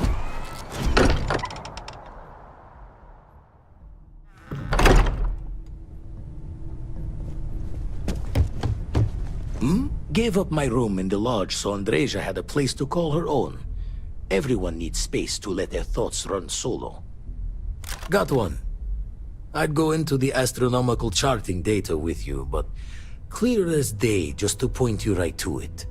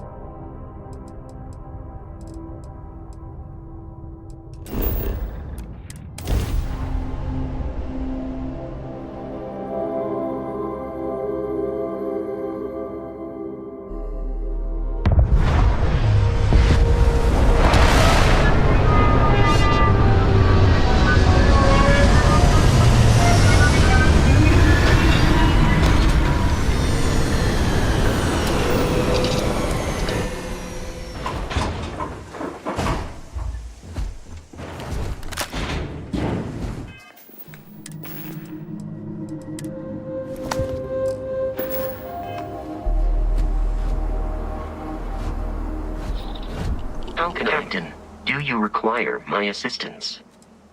I will follow behind you.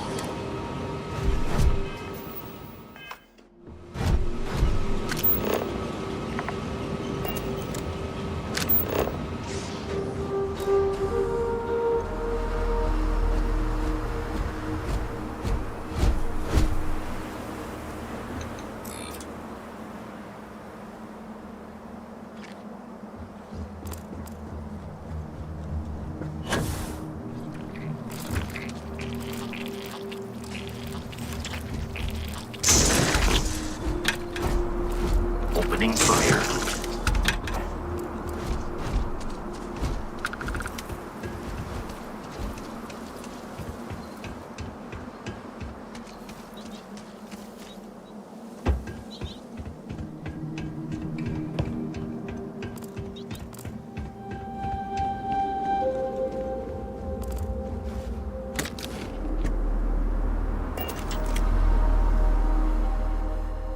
You will not be able to walk at full speed with your pack that full. Captain, hello. I am satisfied. Carrying objects is one of my simplest and most useful protocols.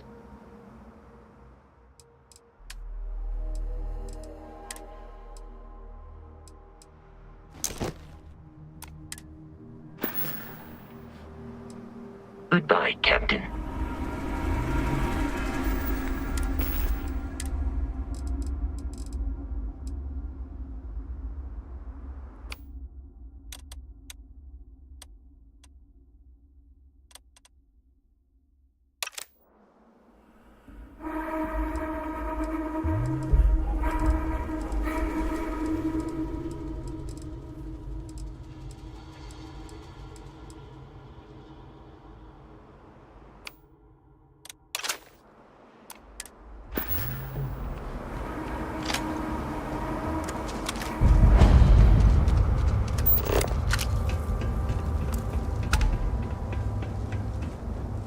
Research station.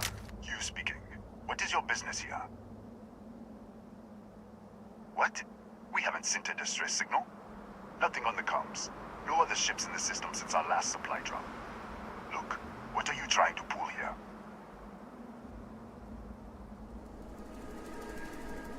Really? The High Energy Research Lab? Alright. I don't know what's going on here, but you should talk with the director. For security, I'm going to have to ask your friend to wait out there. What's inside, stay with me and don't make any sudden moves. I'll get the door. Welcome to Nishina.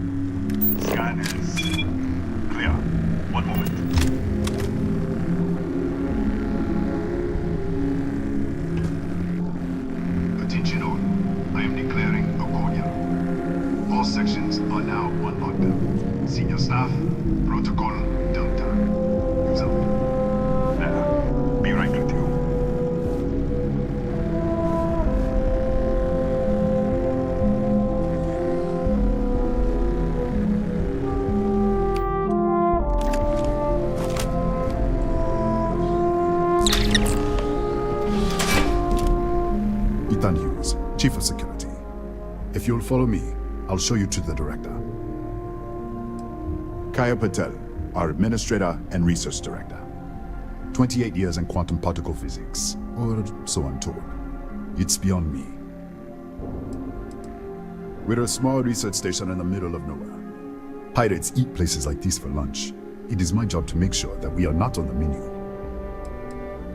We'll take the back way up.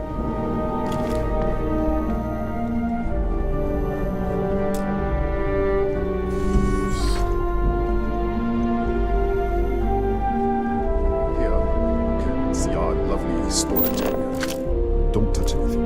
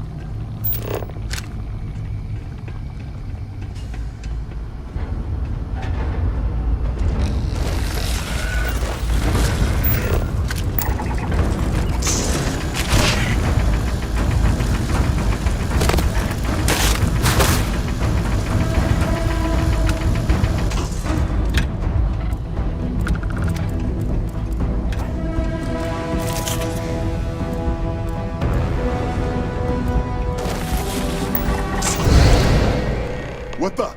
Easy! Easy! What the hell was that? 1 minute, you're following me, and then you're just gone. Minute later, you pop in out of nowhere looking like you were in the middle of a fight. In our storage room. I should have never let you inside. What is this? Some kind of stealth tick? Who are you working for?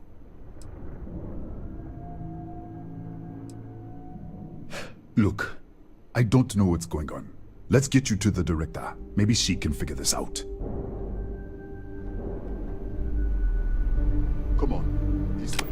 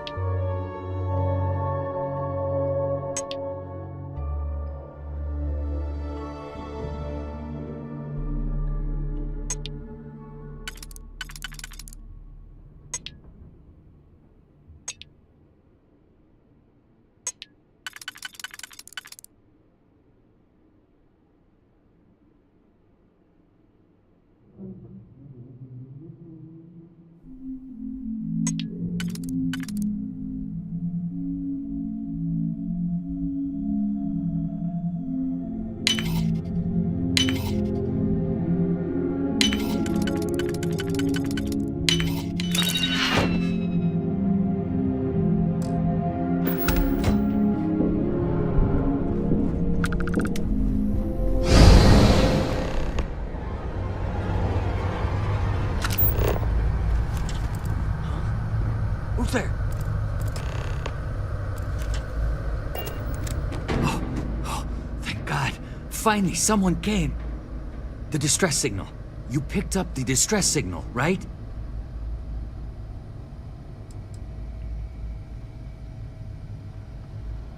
Yeah, I know. I wouldn't have made it much longer. It's been so long. I'm out of food, out of water. But I made it. Wait. How did you get in here? Hughes? Ethan Hughes? But he's dead.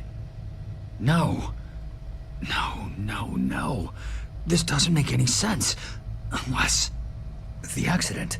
Maybe this is a side effect of the accident. If the probe is still feeding power to the distortion, then... Right. Sorry. 3 months ago, I was calibrating an experiment in our high-energy research lab. There was an accident. An explosion. It caused a gas leak. Sparked a fire. I was trapped in the control room. There was nothing I could do. They're all dead. The lab was built around a xenolith with a dense metallic We should... Wait. He's back. Got it. We're on our way up. Hughes out. I was just filling in the director. Let's keep moving. Come on. Let's go. This way.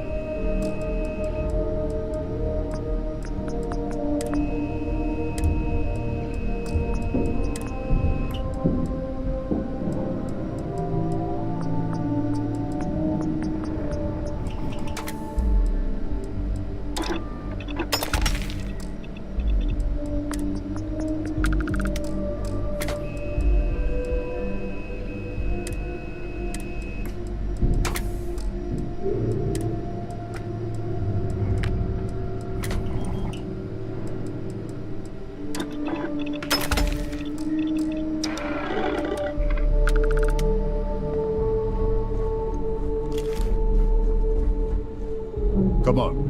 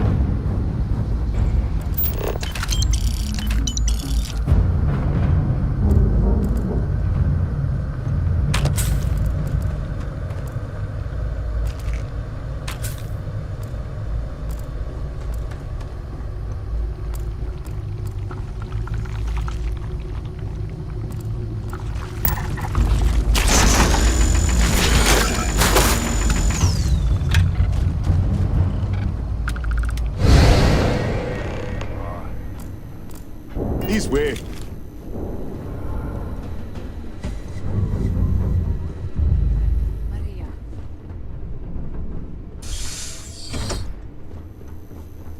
Come in. Kaya Patel, Research Director. And this is our Chief Scientist, Maria Hughes.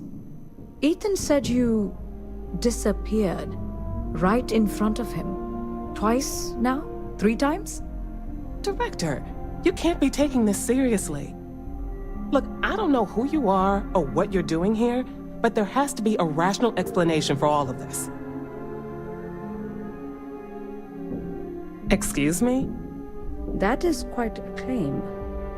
What makes you think that? Tell us about this other universe.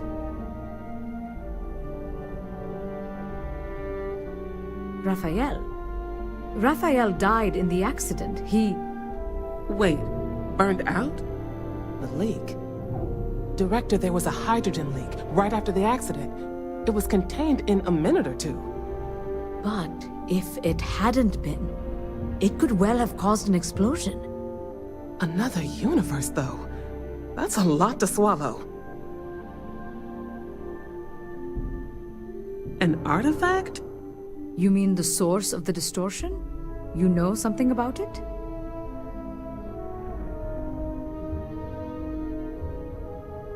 Really? That's all you're gonna say? No, fair enough. You have a prior connection with them then. Maybe that's why this is only affecting you.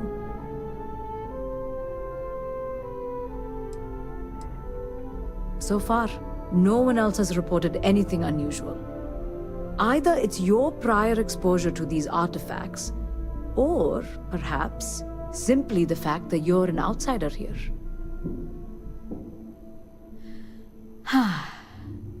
This facility and the research level 2 kilometers beneath us were built to study a gravitational distortion, this artifact and the field it creates. 3 months ago, our chief engineer, Raphael, was calibrating an experimental probe when something went wrong. We still don't know what happened. There was a series of explosions, and somehow it's still running.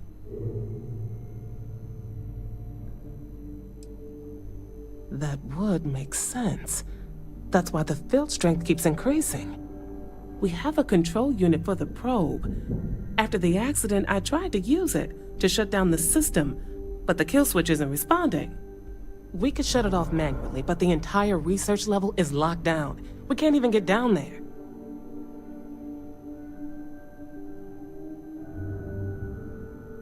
How?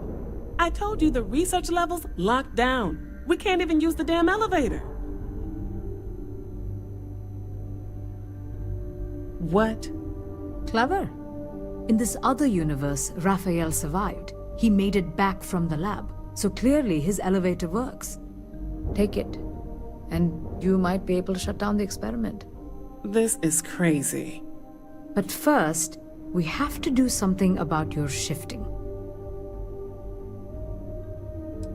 Maria, do any of the other controls still work? Could we adjust the particle sampling rate or the beam voltage? You can't be serious. We have no idea what we're doing. This thing is already tampering with space-time. If this gets any worse... It may also get worse if we do nothing. Right now, this seems to be our only path forward. All right. It's worth a try.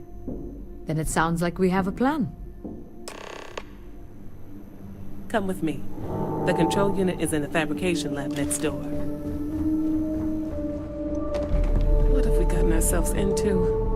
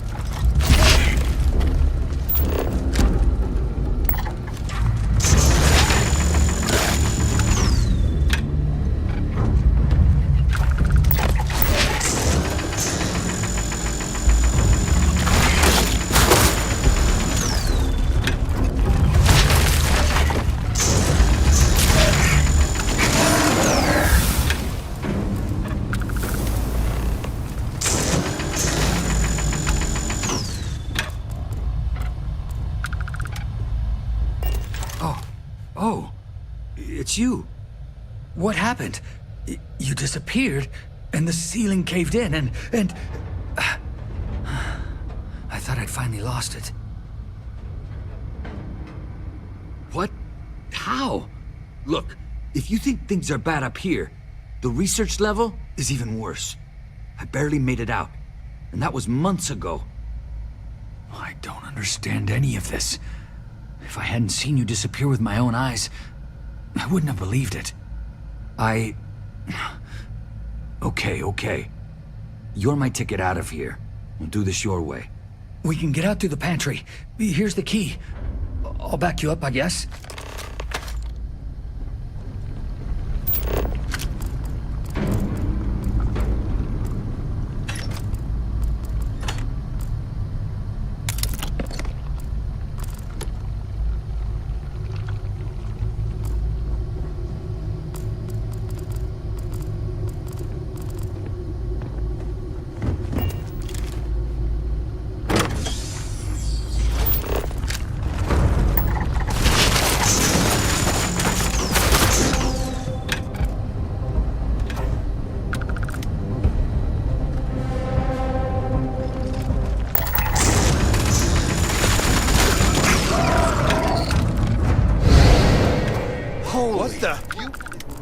Security breach! Go! Everybody Go! go for it! Out of my way!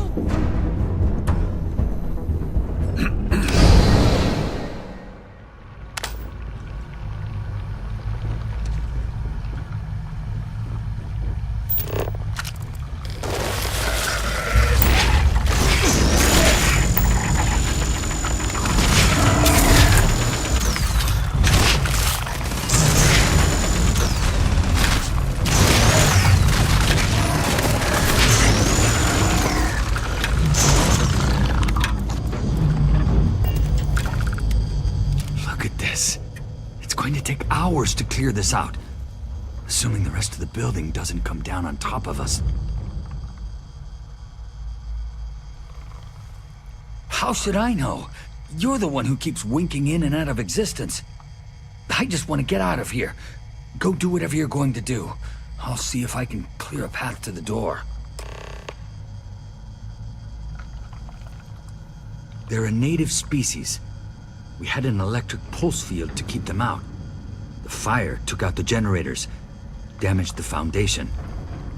They just keep coming. I'm not sure. It might stop whatever's happening to you. It's a reasonable theory, I guess.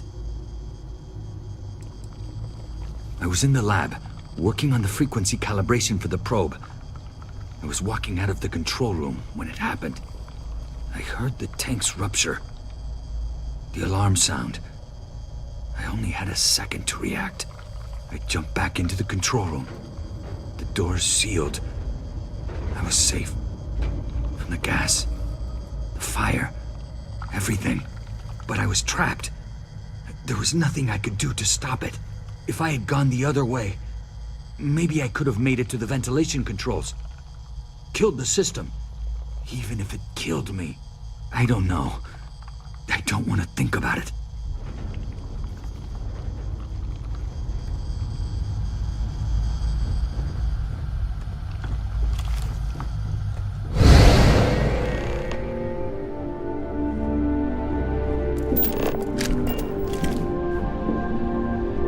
What? Oh, it's you.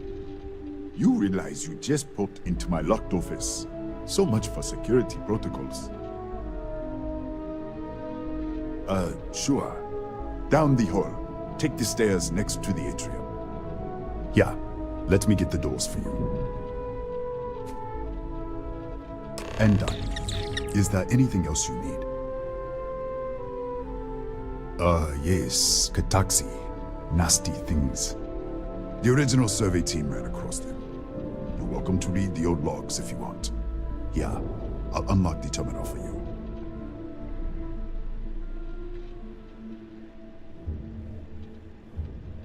The Kataxi in the other universe. Wow. I've got an experimental thing one of the engineers put together. But...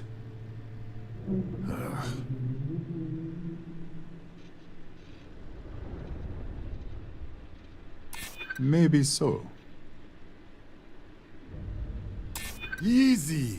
We are just talking, right? Alright. Yeah. It's never been field tested. But all yours.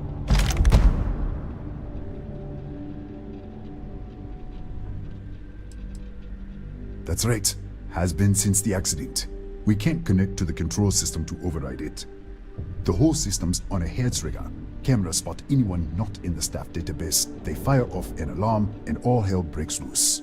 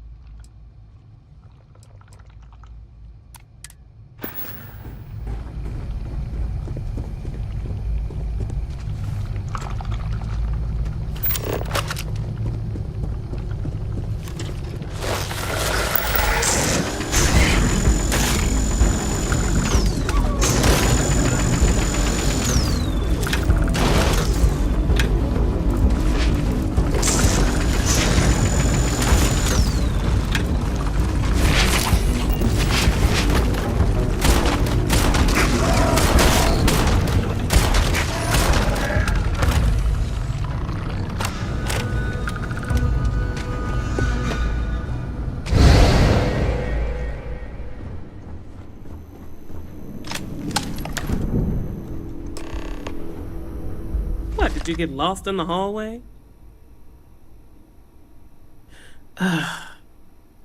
Right.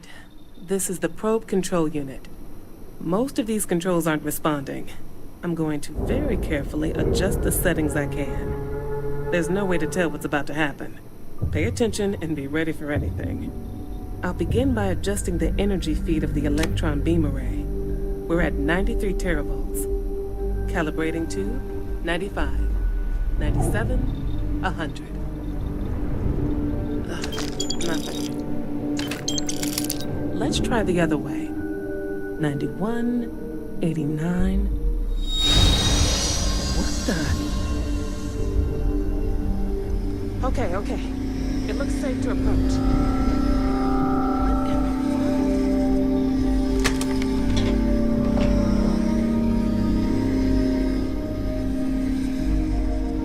It's a micro-distortion.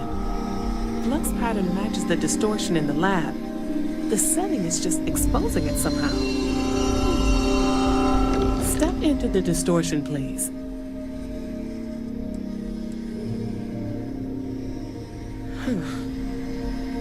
Nothing. No, hold on. There's a slight pattern change. Some kind of resonance. Right, stay there. Let me turn the feedback up for a moment. Calibrating to 90, 91.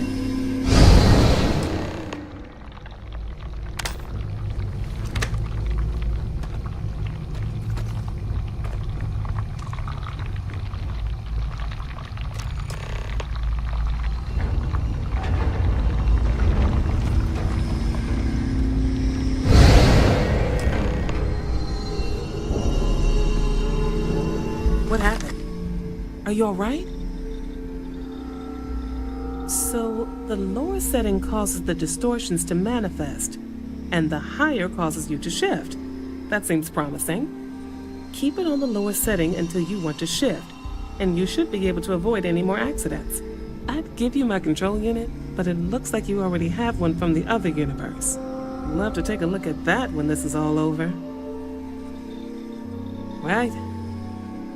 If you can get down to the research level, you need to make your way to the high-energy research lab. Disengage the power interlocks, then pull the emergency shutdown to stop the probe. That should finally put an end to all this. Oh, and before you go, the director wanted to speak with you. Try not to get lost in the hallway again.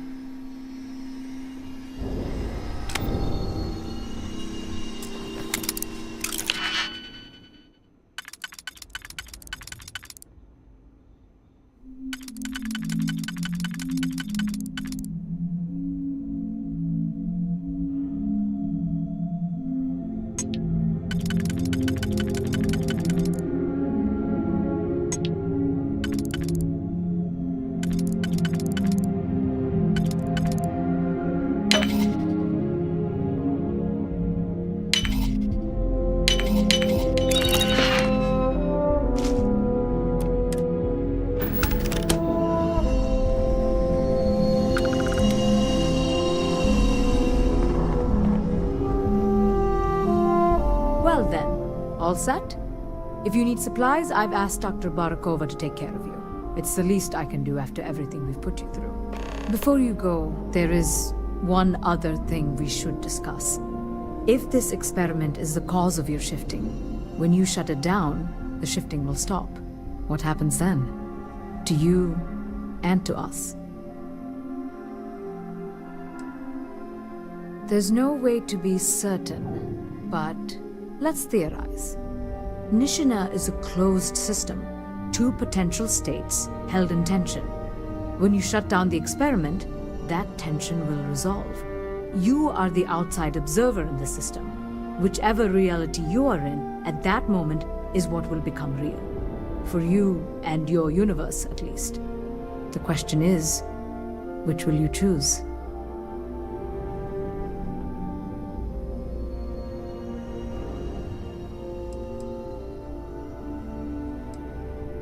Of course. I don't know. I'm not sure it's possible to know. It may cease to exist, It was one possible universe, but not what actually happened. We or Raphael actually did die months ago. Or it may remain real, just not in your universe. Or in some quantum sense, perhaps you make both choices and both outcomes will be real. Welcome to quantum mechanics.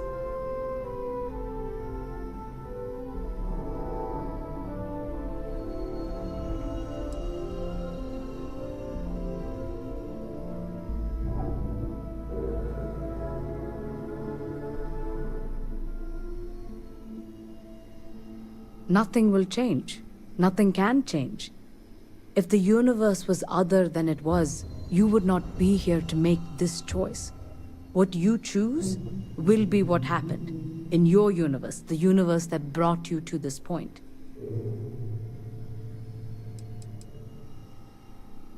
Not that I can see. If this were a choice between my life and Raphael's, I would ask you to save him. But as the director of the station, I am responsible for the lives of my staff. 30 people. People with families, careers, futures ahead of them. In this universe. Have you reached a decision?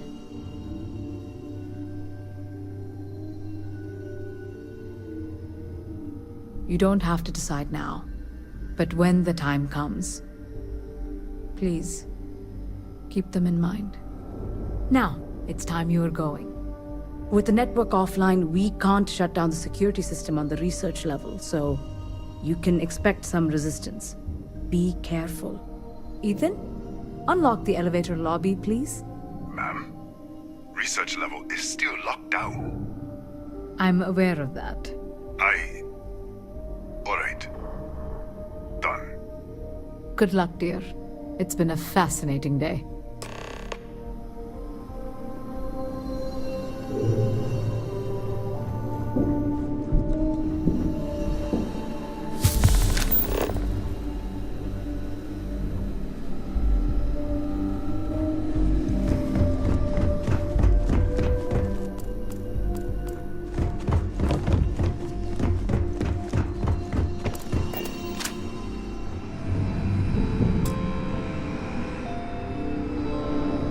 Tatiana Barakova, station's doctor. This is not a public medical facility, but the director has ordered me to assist you nonetheless. I can spare a few med packs. Beyond that, I am not your therapist, your psychologist, or your cosmetologist. If there's anything else you need, ask. My journal? Have you been in my quarters? Who do you think you are? The director may have given you run of this station, but I... Wait. What is this? This entry. It's mine, but... I didn't write this. And the scorch marks. God.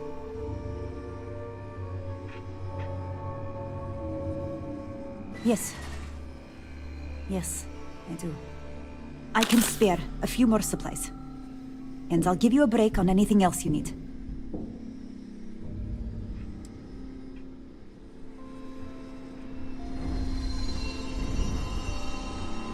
What is it this time? Excuse me? Perhaps you'd care to try a dead-end medical post on some godforsaken planet in the middle of nowhere, huh? 6-year surgical residency. And I spend my days treating paper cuts and hurt feelings for a bunch of mathematicians and physicists.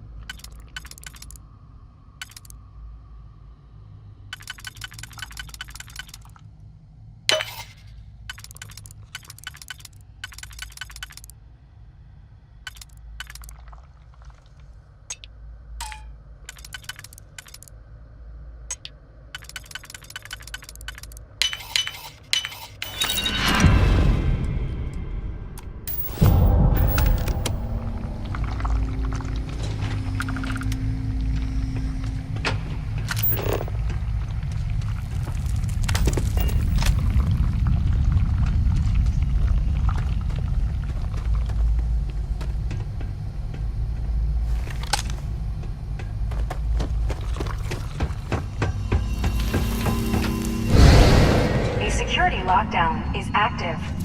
Emergency override controls are available on designated security terminals.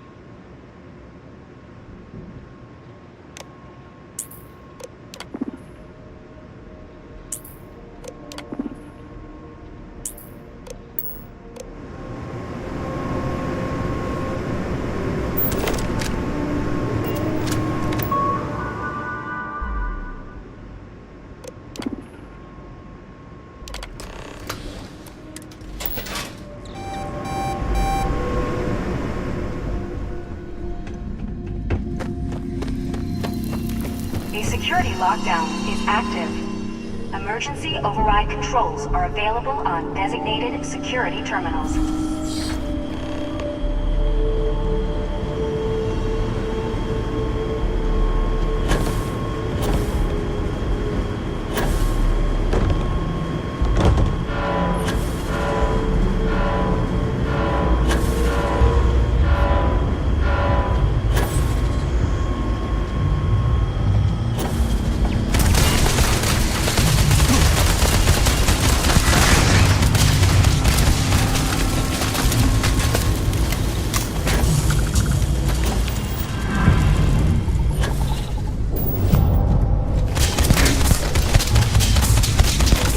System failure.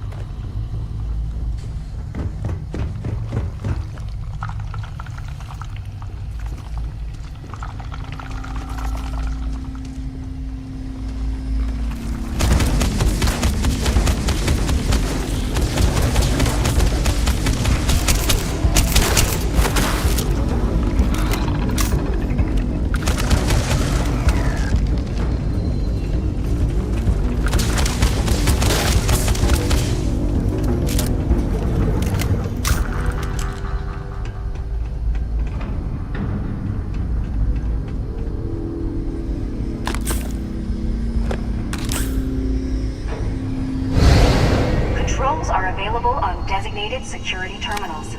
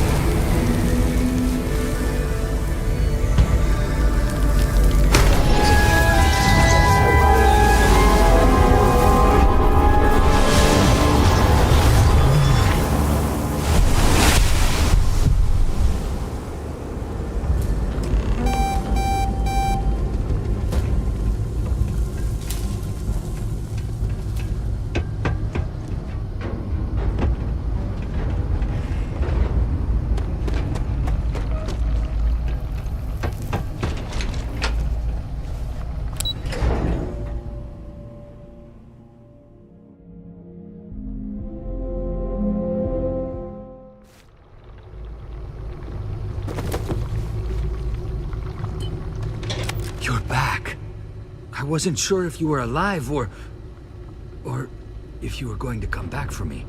I mean, not that I'm not grateful, but why? Why not stay in that other universe?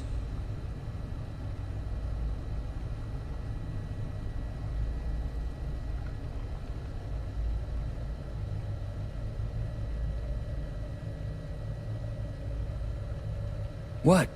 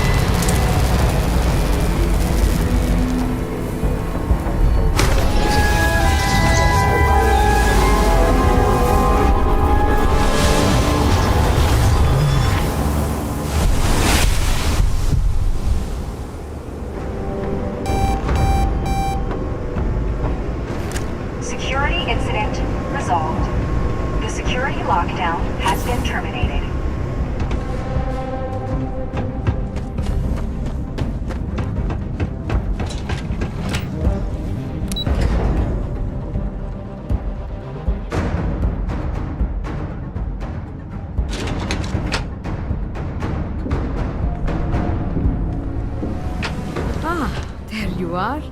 Welcome back. Ethan, how are we doing? Research levels back online. Definitely some damage, but it could be a lot worse. We will have to replace a few robots. Yes, well, that's a small price to pay, all things considered. This is a lot to take in. Artifacts, multiple universes. Look on the bright side, dear. Just imagine the papers you'll publish. If anyone even believes us. I am curious, though. Why did you decide to stay here, with us?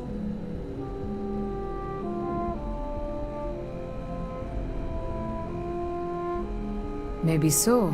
Still, it must have been a hard decision. Our next supply ship will be arriving soon. I'll have a full report ready for them. For now, I'd like to extend our gratitude and what compensation I can offer for everything we put you through. Thank you. This has been a truly remarkable experience.